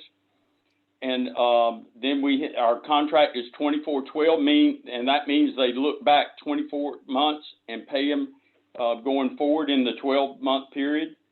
And lasers, we have a couple that they're looking at. And then our program is broken down into 3 components, and that's administrative costs, our specific premium, and if you remember, I said that our deductible is $80,000, and then aggregate in premium, and so that means your aggregate is covering everybody. So our specific deductible covers anybody that has a claim in excess of $80,000. Our aggregate covers for the whole group, all 132 families. And so what we're looking at a slight increase for our administrative costs.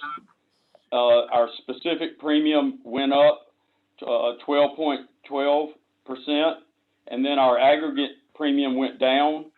And so what we're looking at, our fixed costs increased by about $30,000, but our maximum exposure decreased by 0.87%.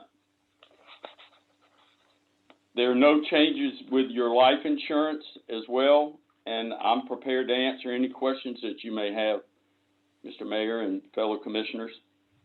Thank you, Mr. Malloy. Any questions for Mr. Malloy?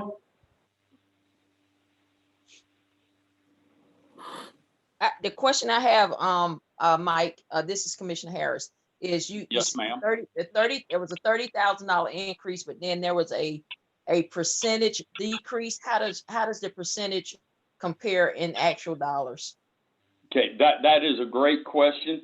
So your total fixed costs, and that's what you're paying, increased by about $31,000, but the maximum exposure that you were that we would be at risk, that went down.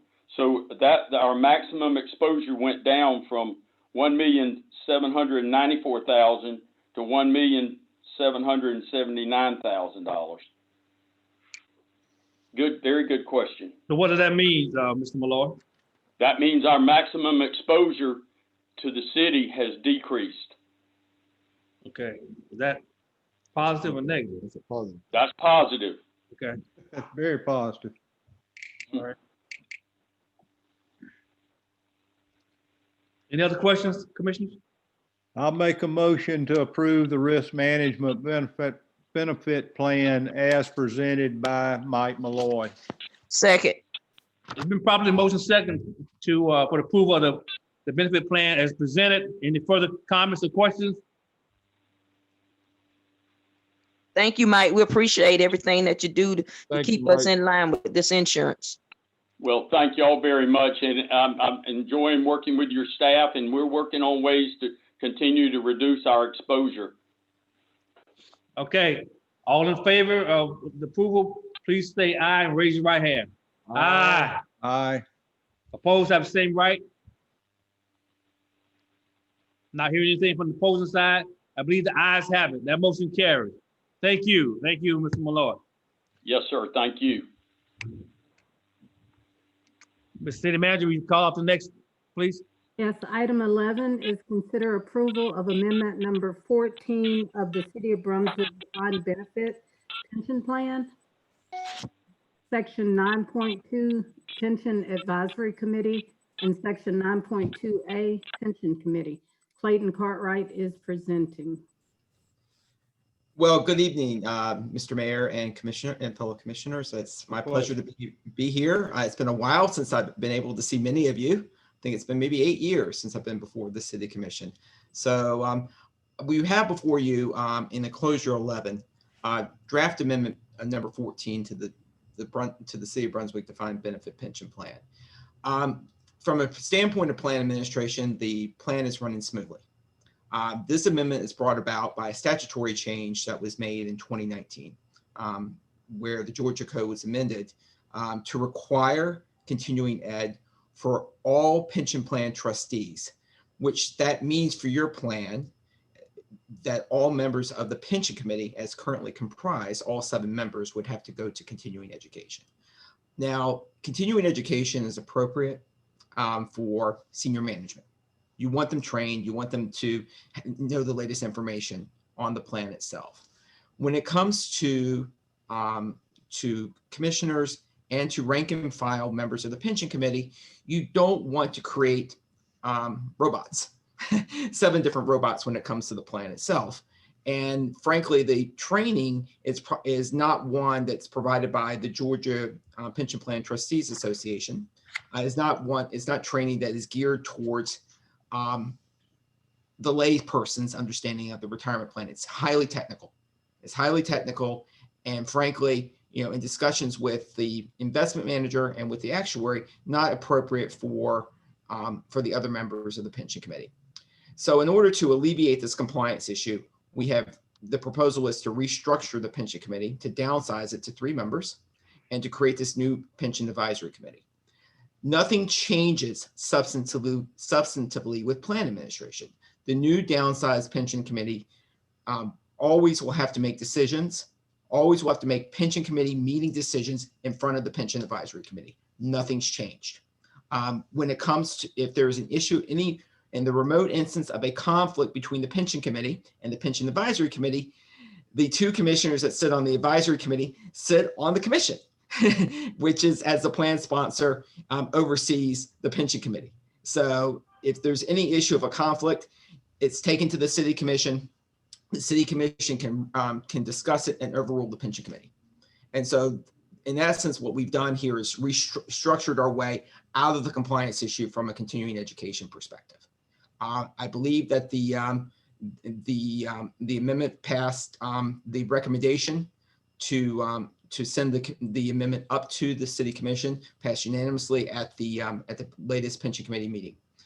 From a standpoint of approval, it would be effective at the beginning of 2021 and in line with the first pension committee meeting / pension advisory committee meeting that's scheduled on the 2nd Wednesday of February. Okay, commissioners, comments? Yeah, I'll just say, and Clay didn't say that there's a cost that is abated by this action that we're hopefully going to approve tonight. Yeah. Thank you, Commissioner Kaysen. That's correct. Costs in time, it costs in time and in money in public funds. Yes. Okay. What's your will and pleasure, commissioners? I'll make a motion to approve Amendment 14 to the City of Brunswick Defined Benefit Pension Plan. Second. It's been properly motion second for approval of the pension plan, Amendment 14. Any further comments?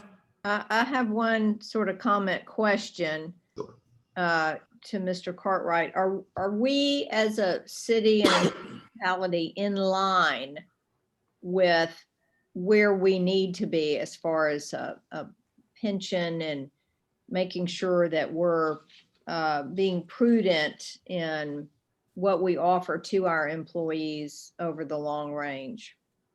Sure, that's a wonderful question. So it's a long haul with pension plan funding. So when I started representing the plan in 2006, we were at 35% funded. We were 35% funded. Now we're in the 60% range, which is 25% is pretty substantial improvement. I know that's 14 years, but we went through the Great Recession, which hit the plan pretty hard, and we have an excellent investment manager in place. Compliance, we're clean.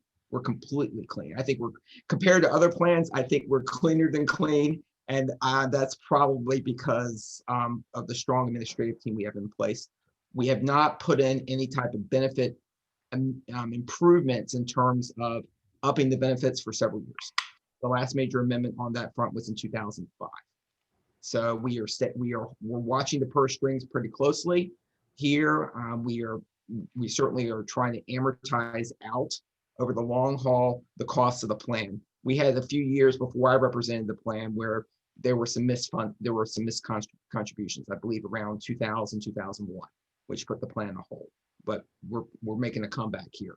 The ideal place you want to be, the sweet spot for a plan, is 80% funded. That is kind of the sweet spot that we're there. We're a long ways from being there, but we are on the upward trend. And so that's important. There are some plans in the state of Georgia that are below 50% still. Yeah. And so, and I think we as a commission would certainly appreciate moving towards where we need to be because it's fiscally and financially the responsible thing to do. And I know certainly when Commissioner Kaysen and I, and certainly Mayor Harvey has been around long enough to know that, we have needed some pension overhauls, and especially employee contributions and whatnot. So I appreciate what you lend to us as a municipality, and I would hope that we can continue to move forward in a very positive direction. Yes.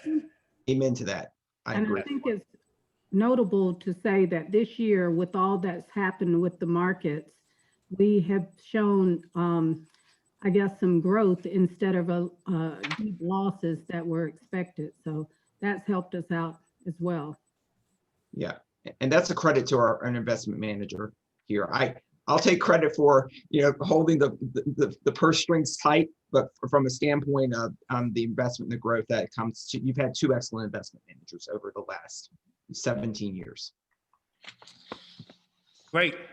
Any further comments or questions? We've come a long way with the pension plan since Clay referenced our 35%. I'll tell you, it struggled back in the old days, and it was very suspect, and it's very solid today. Yeah, you're right, Commissioner Kaysen, because I remember when we had to change and get our employees to contribute, that was kind of like pulling teeth, but we're there now. And so the strange part about it is other municipalities are trying to do doing the same thing, especially even some of the political even the other governmental agencies here in the city in our community are doing the same thing, going to the same route. So we're coming along nicely. Yeah. Coming along nicely here, really are. Yes, doing well. Okay, I got a motion. I got a second. Everybody, you ready to vote? All in favor of the granting the approval of the amendment number 14, please say aye. Raise your hand. Aye. Aye. Opposed have the same right. It appears the ayes have it.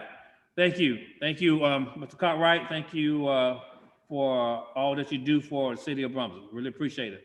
Thanks, everyone, and have a blessed and wonderful holiday season. It's a pandemic. Right back at you, sir. You too. To you, sir. Okay. Thanks, Clyde. Item number 12, consideration approval of the authorizing resolution, Georgia Department of Transportation, Federal Transportation Amendment 5307, Transit Funding Application. Mr. John Hunter is presented.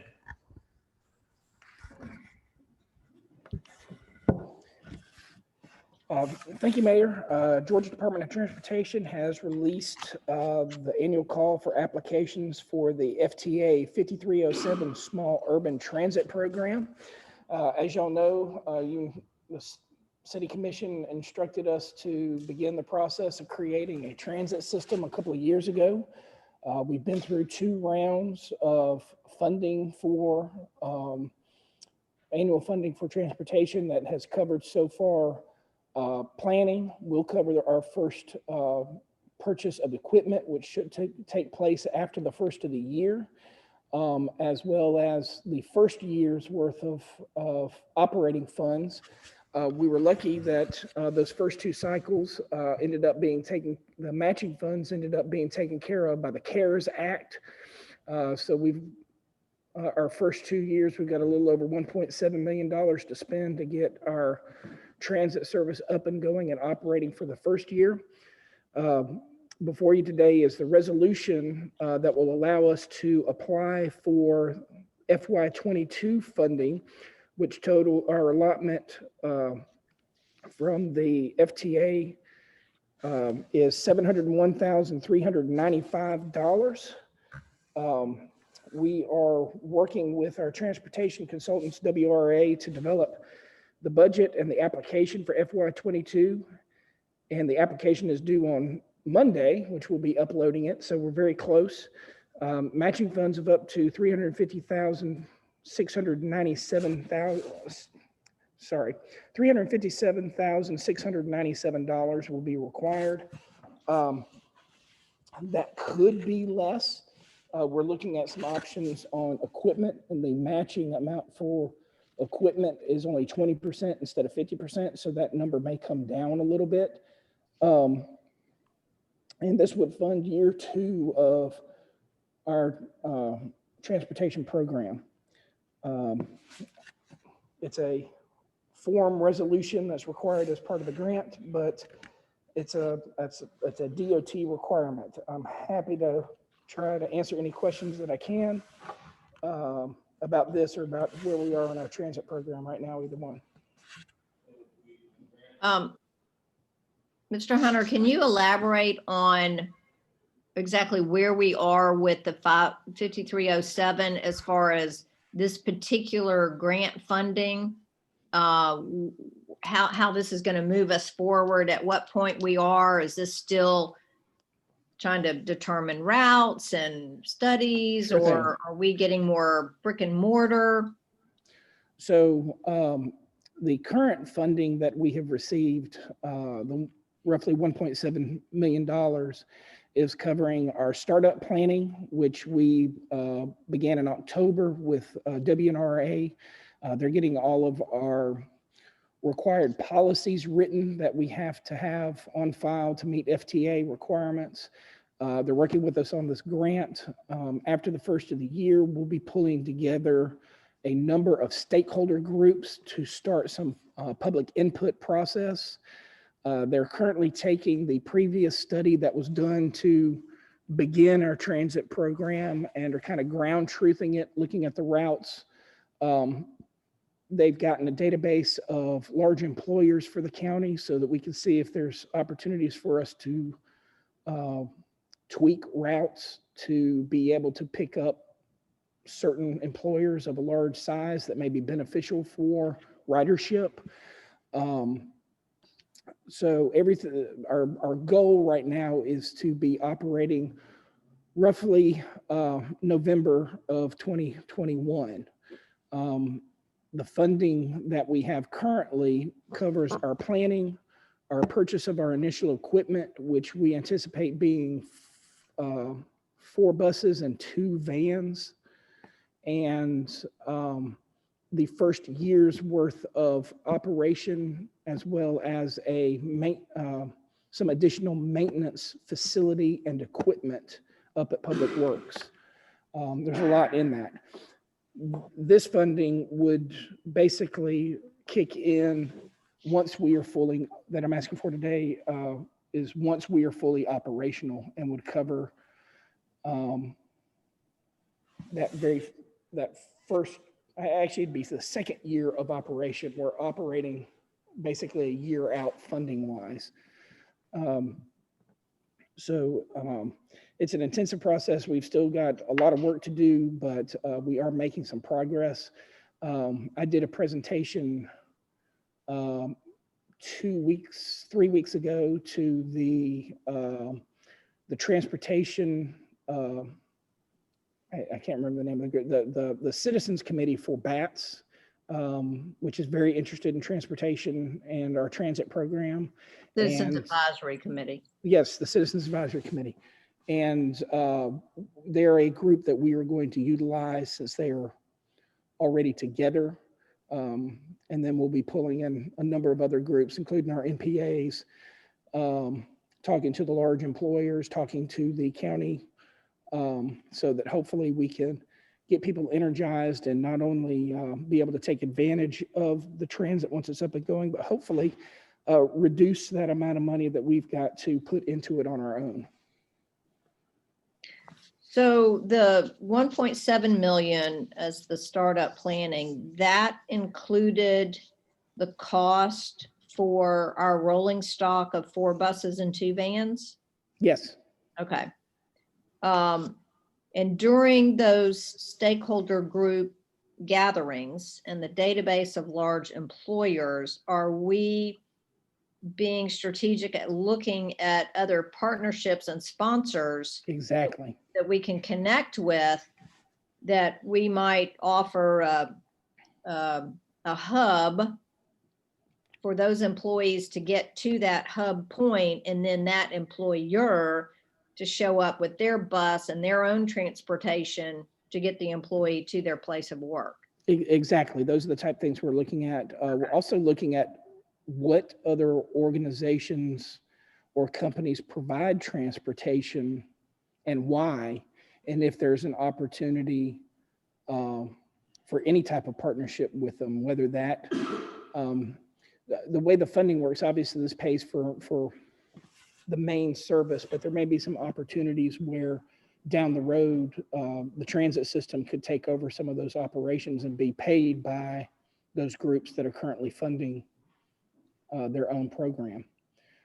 But yeah, we'll definitely look at hubs. One of the things we talked about was how FLETC gets out into the community with their buses. Maybe not as much right now as they did in the past, but you know, they had shuttles going to Walmart all the time. They had shuttles coming downtown. So there may be a way to incorporate that. Obviously, Sea Island does a lot.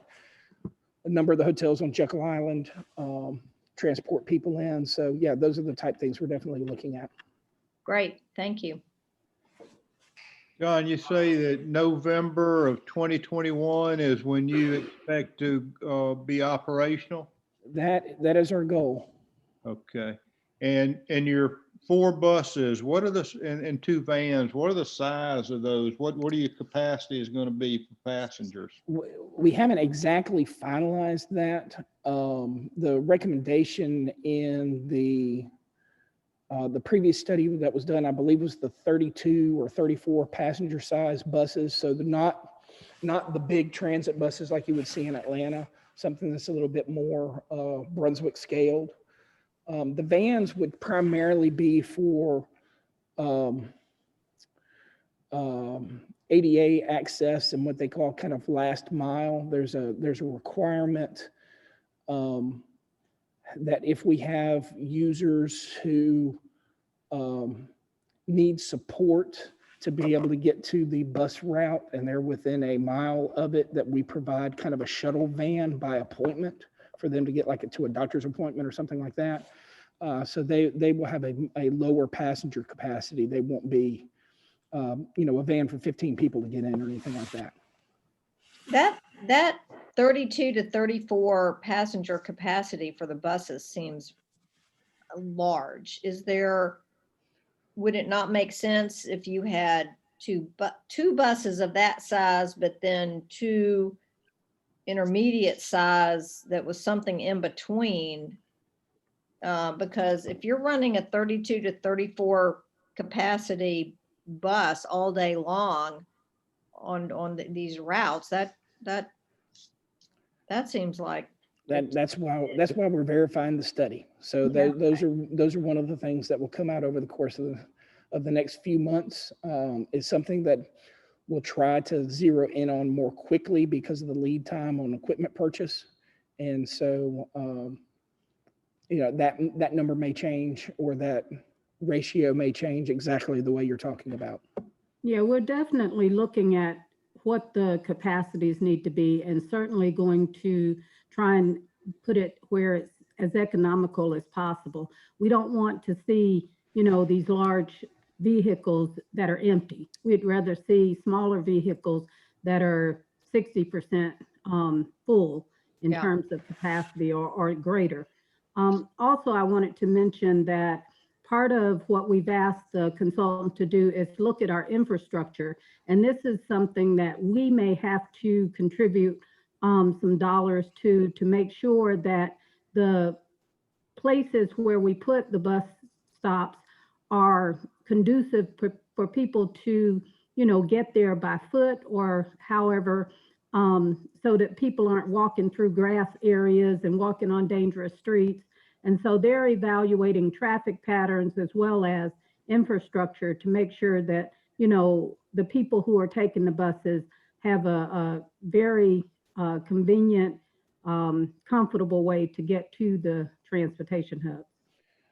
And just then what consideration has been given to weekend transportation? In other words, as we look forward to continued tourism opportunities and having some sort of public transportation on the weekends and not just during the weekdays.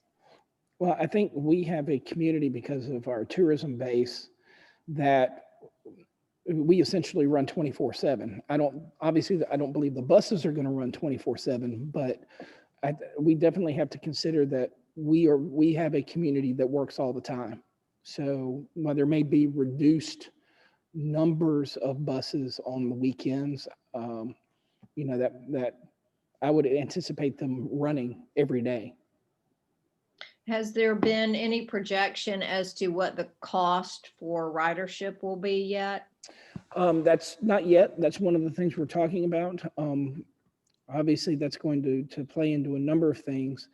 One of the things that our project manager, Jim Ritchie, has suggested looking at as a part of that process is actually not having a fare structure that they find in the smaller transit systems, that it actually costs more to collect a fare than you make in the long run, just because it's intensive, whether you're paying swipe card fees or sales fees or any of those things, it adds up really fast, plus the manpower that it takes to actually reconcile all of it. So they'll be looking at that very intensely, because that's an important part of the whole philosophy of the system. Mm-hmm. John, how much do the taxpayers of the city of Brunswick have in this system right now today? Do you know?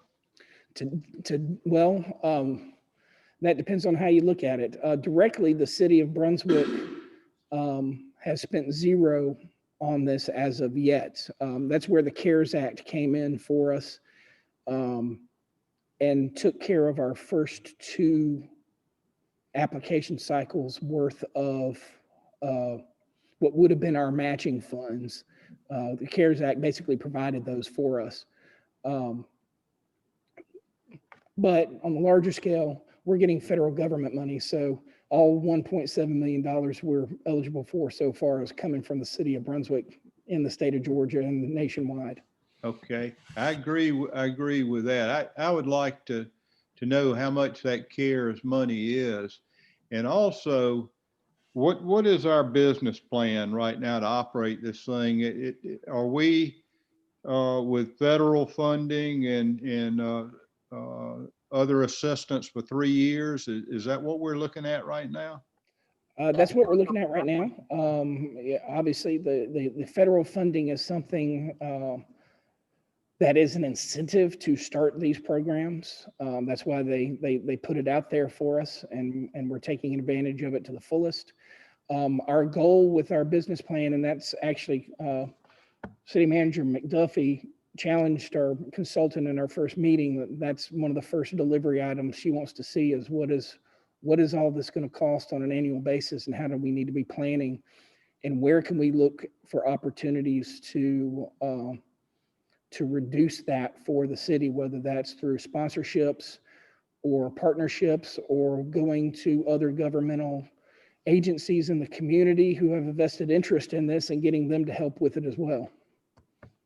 I'm really getting concerned about, we're getting some big dollars in here, and I know we've got a lot going on right now. I would like to see a business plan put together by WRA that would give us some idea of where we're going to be for 5 to 10 years. Is that a possibility? That is one of the things they're working on. Good. How quick could we have that? I'll have to, I've got a meeting with Jim Ritchie on Friday morning, so we'll talk about that and see what the timeline is. And that would give us an idea of staffing,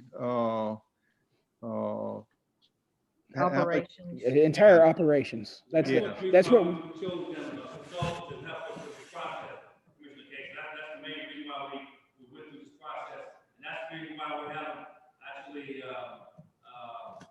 when we're going through a set process, it takes us a while to get there, but we want to make sure we can cross all T's, dot every I, and so when we get there, have the buses and whatever, transportation system, we'll have everything in place. But you're right, plan, I'm sure they would give us the plan as soon as possible. They'll have, operational budgets, business plan, and we'll have branding and marketing and all those type of things ready to go.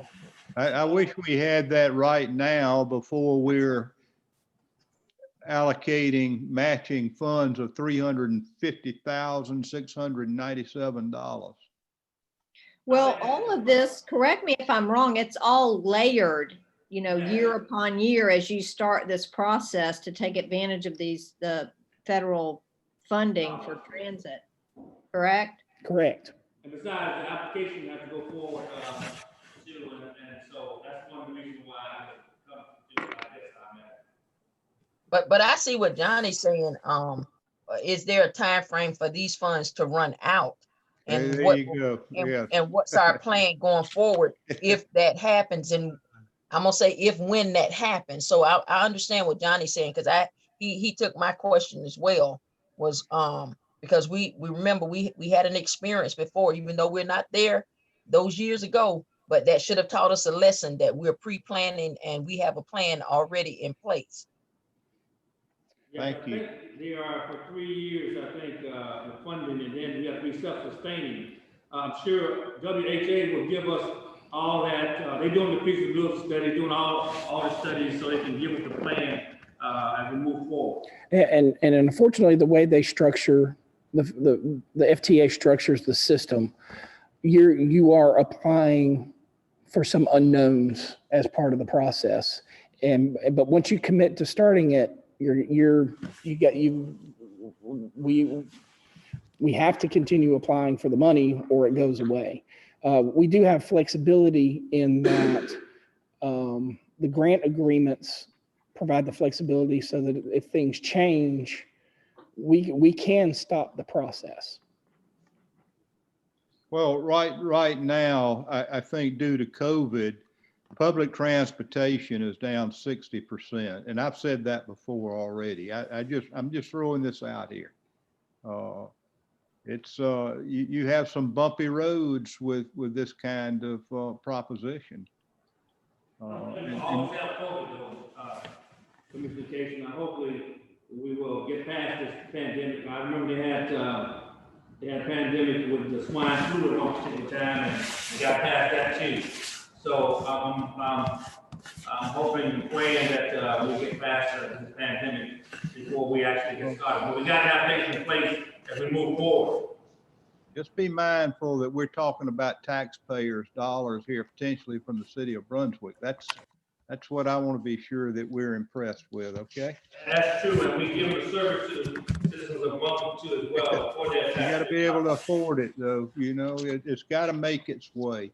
And that's what we've got to be sure of, that it can make its way. As much as possible, we have got to do that. Yeah, I agree, and that's part of why we've got our consultants on board to help us develop everything we need to be able to make those decisions. I want fewer taxes, not more taxes, okay? For everybody, not just myself. So. Okay, any further questions, comments on this item? 5307 transaction funding application.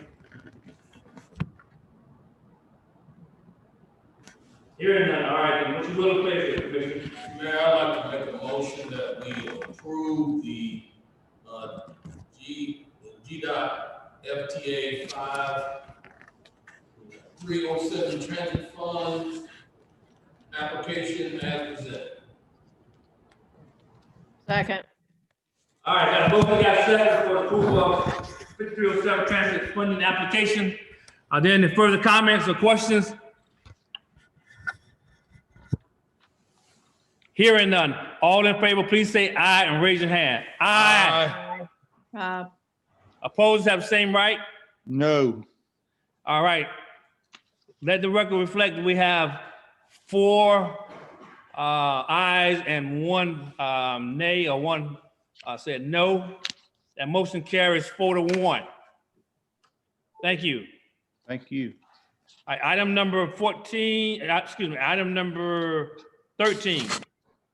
Consider approval of financial reports as of October 31st, 2020. Ms. Kathy Mills, our finance director, will be presenting. Good evening. Good evening. You have before you the financial statements as of October 31st. At that point, we were a third of the way through the year.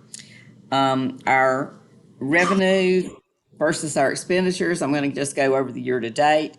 8.9 million in revenues, 4.5 in expenditures, for a net revenues over expenditures of 4.5 million.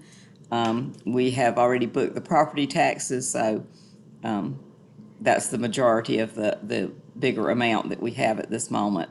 There is $4,751,000 over at Prime South and Georgia Fund 1 in cash as of October 31st. Lost distributions, I'm going to just focus on year to date. Lost year to date, we are up 16.72% in our collections. But I will remind you that we had about 286,000 of the one-time audit adjustment that we booked last month.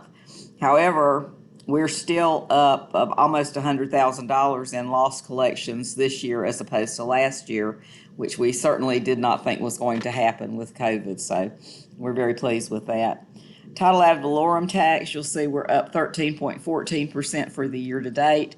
If you want to look at the monthly, we were up 117%. We had a significant, more than double what we had previously gotten in the month of October. The year-to-date number that's up 13.14%, we should see that number rising as we go through the next few months. The thing that brings that down a little bit is the very first month of the year, we were still under the old percentage, which increased. Page 2, you have SPLOST 6, and you can see, particularly in the last 3 columns, how much the city had expended as of October 31st, what the original budget amount for each of those projects was, and the remainder or the overage for those projects. I will point out that we have a cash balance of $7.6 million on hand. You will see right under at the bottom where I had the cash on hand, we have unallocated funds, which is an overage in collections of $1.4 million. more sales tax received than we had anticipated. The aviation fuel tax of $16,000 and interest earned of $218,000. So that money we will need to allocate at a later date as to where we want to expend those funds. The next page is SPLOST 5. There were no expenditures during the month of October. There's a cash balance in that fund of $1.3 million. Norwich Street Commons, no activity other than interest earned. There is a cash balance of $335,000 in that fund. The Roosevelt Harris Multipurpose Center, you'll see total inflows of $124,000. Of that $124,000, $35,000 was a transfer over from the general fund, which is budgeted. We have a net of $27,409 and a cash balance at October 31st of a little over $5,000. But we normally just move money over to that account when we need it based on when the grant funds come in. Next page is the sanitation fund. You'll see total revenue $630,000 against expenditures of $447,000, which gives us an operating income of $183,000. We have cash on hand of $293,000 in that fund. The sanitation billing, trash pickups, $127,000 for the month of October. It remains around that amount every month. The illegal refuse cleanup was $3,750 and street sweeping fees $1,485. The stormwater utility fund has a net of revenues over expenditures of $225,000. There is a cash balance in that fund as of October 31st of $217,000. The additional information, there was $600 spent on the Recreation Department, the building fencing for that area. I believe that was still some hurricane repairs. The subsidized fees, we've spent $1,800 during the month of October, and that's the amount that we pay to Glenn County to help subsidize the cost of the Recreation Department programs that they offer. We did not go up on our city fees when they took over, and we are subsidizing the difference between what they charge and what we used to charge. The last page is the Roosevelt Lawrence Center. Basically the normal same everyday expenses. The total expenses for the month of October, $5,828. The vast majority of that is the salaries and employee benefits, and the rest is just for normal everyday operations like heat, light, utilities, those kinds of things. If you have any questions, I'll be glad to try and answer them. Questions for Ms. Mills? Anybody? I know this has come through the Finance Committee, and they had some questions, and I think it's all been to their satisfaction. Is that true, Mr. Commissioner Williams? Yes. We were able to vet it and everything looks good. I think we're moving the city in the right direction. All right. That being the case, I entertain a motion, please. Motion to approve as presented. Second. Motion second for the approval of our financial report as of October 31st. Further comments? Hearing none, all in favor, please say aye. Raise your hand. Aye. Opposed, have the same right. Hearing no opposing, I believe the ayes have it. That motion carries. Thank you. Thank you, Ms. Mills. Thanks. Item number 14, consider approval of human resources policy update, section 4.7, which is titled Other Leave. Ms. McDuffie is presenting, our city manager. Thank you. This is basically just to kind of clean up the policy. We already have an other leave policy, so this is just updating this because we were having some questions about how the administrative leave was being used. Due to COVID, several of the departments have asked to use administrative leave for their employees having to be out either for illness or for quarantine and that kind of thing. And what the basic change in the policy is just to provide that there is a notification and approval process when administrative leave is used. It was already outlined in the policy, and part of it, let me see if I can just share my screen for a moment. Part of it, all of this, the funeral leave, the civil leave, all of that basically stayed the same. Under administrative leave, we basically just added that the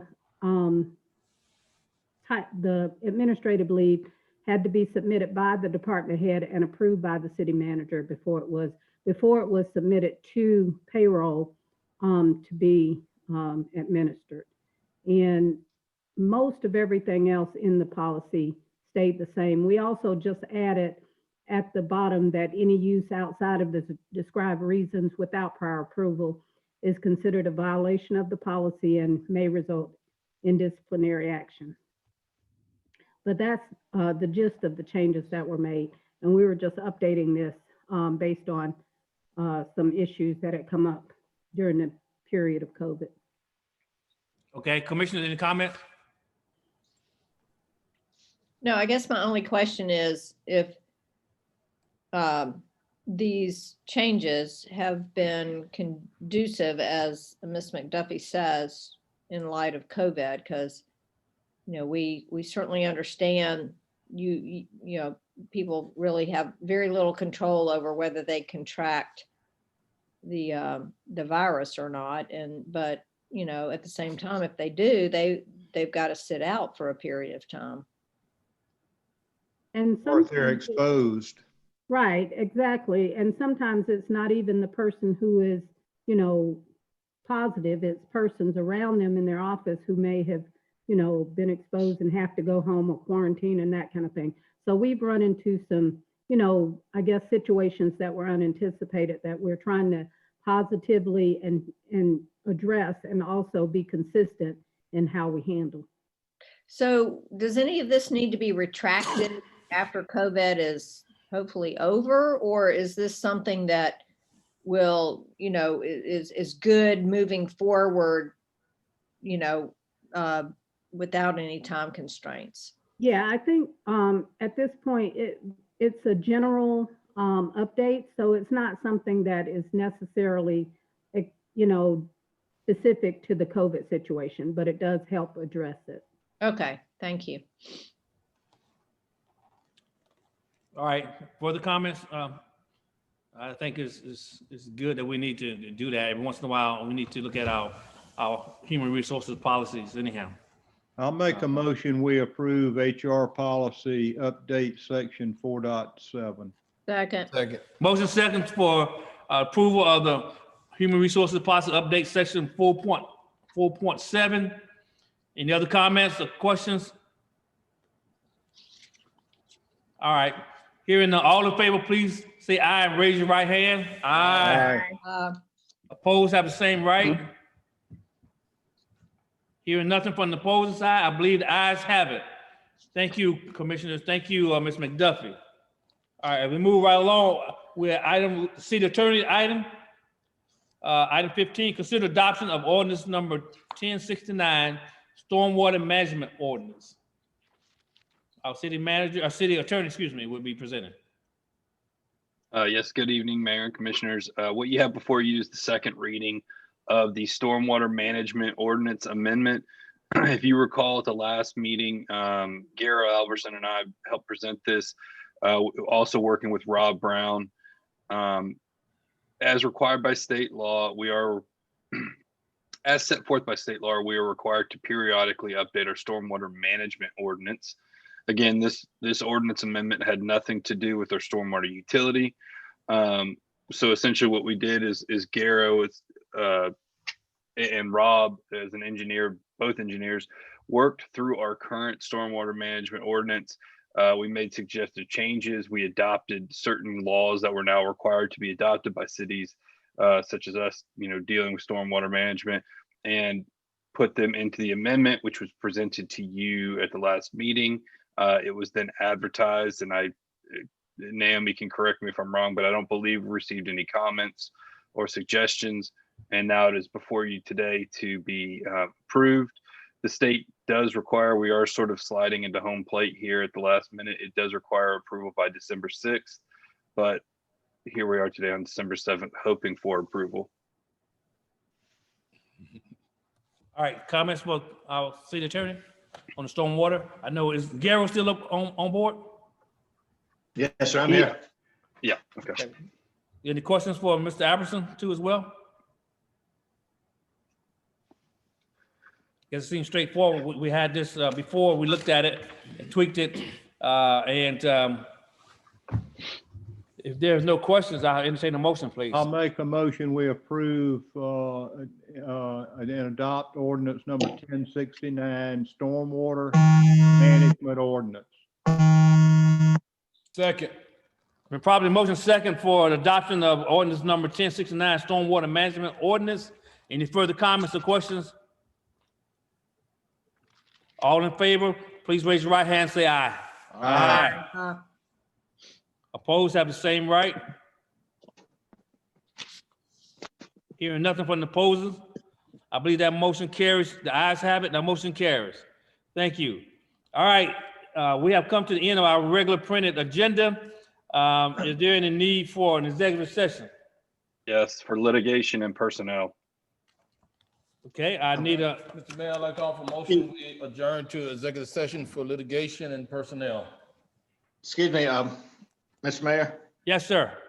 I've been asked to provide an update on the L Street project. I'm sorry. Yeah, please do that before we go into executive session. Do that, please. We'll hold that motion in abeyance, Commissioner Williams. Okay. Good news on it. We're close to the end here. We have finished all the underground work, the utility work, the pipe work is all in place underground. The contractor is working on the roadway construction on the east end of the project around the Cook Street Pinova entrance.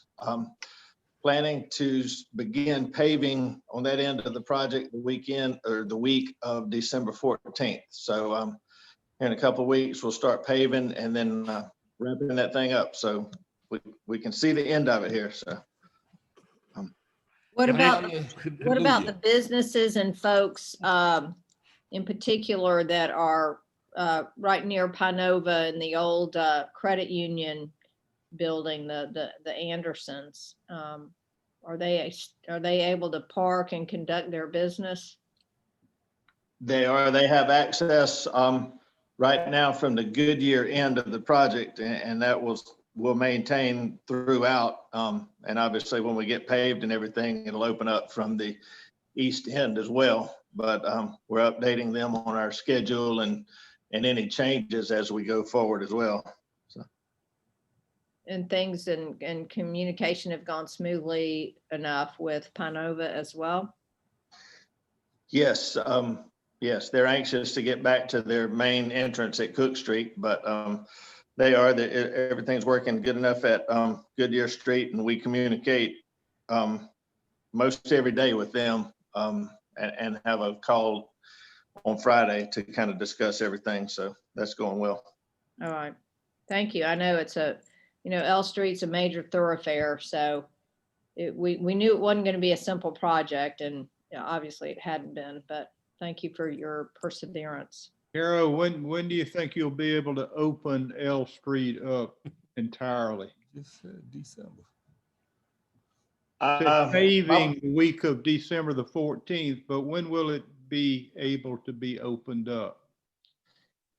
It's liable to be first of the year, because even after we pave, there will be a couple of items to finalize. There's always some punch list items to go in there and knock out that you want to take care of before you're having to deal with traffic and everything. So we're gonna work to get that done as quickly as possible and get it opened up as quick as we can. Right. Could we get updates from now until that time? Certainly. That'd be fantastic. Thank you. Okay. Any further questions or comments? I'll just say, Garo, it'll be good to see it happen right now. I think people are taking bets as to when it's going to be done. A lot of folks are saying that ship in the ocean out there will be taken up before we get L Street done. I think we can beat the Golden Ray. I feel good about that. Well, I well, don't think it would be inappropriate to have a ribbon cutting either. I'm serious. When you think of L Street and the major thoroughfare it is from 17 all the way through to 341, it's pretty significant. It is. Good idea. We can, we'll arrange something. I mean, Well, that's let's hurry and get it paid and taxpayers' get it dollars. ready first. Yeah, I told Garrow that the only day the contractor has off is Christmas Day. I agree with that. Let's get it done. We will continue to take those shots that they keep shooting at us about that until we get it done. Now, thank you so much, Garrow, for your patience and for your diligence in getting it done. So thank you very much. And thank you for the update too as well. Yes, sir. Thank you. Okay, I got a motion. I believe I have a second for going to executive session. So all in favor, say aye or raise your hand. Aye. Aye. Opposed have the same right. All right, we will go into executive session for litigation and personnel, after which we will come back and adjourn our meeting. I want to thank everybody for attending today, and let's go into executive session. We stand adjourned to executive session.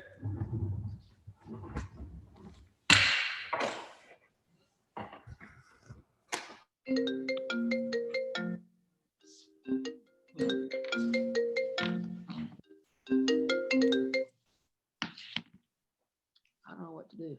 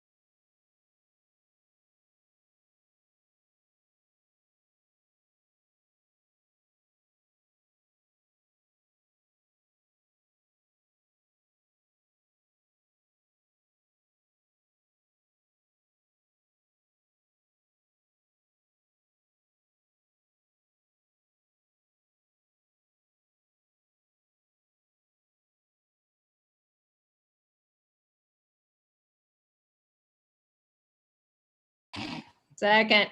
Oh, no, okay, now we get some. Just one note I'd Probably like to motion make. second for adjourn. All right, Yeah. any questions? I just have one comment to make. Yes, ma'am. Kathy told me today that the penalty that they were going to charge for the Mansfield payoff, they sent us a check for it, and I was very pleased. Yay. Yay, look at that, look at that, look at that right there. All right. That's All right. awesome.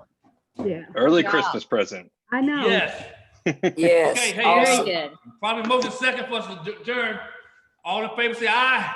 Aye. Bye. All right, ayes have Bye. it. Get out of here. Bye.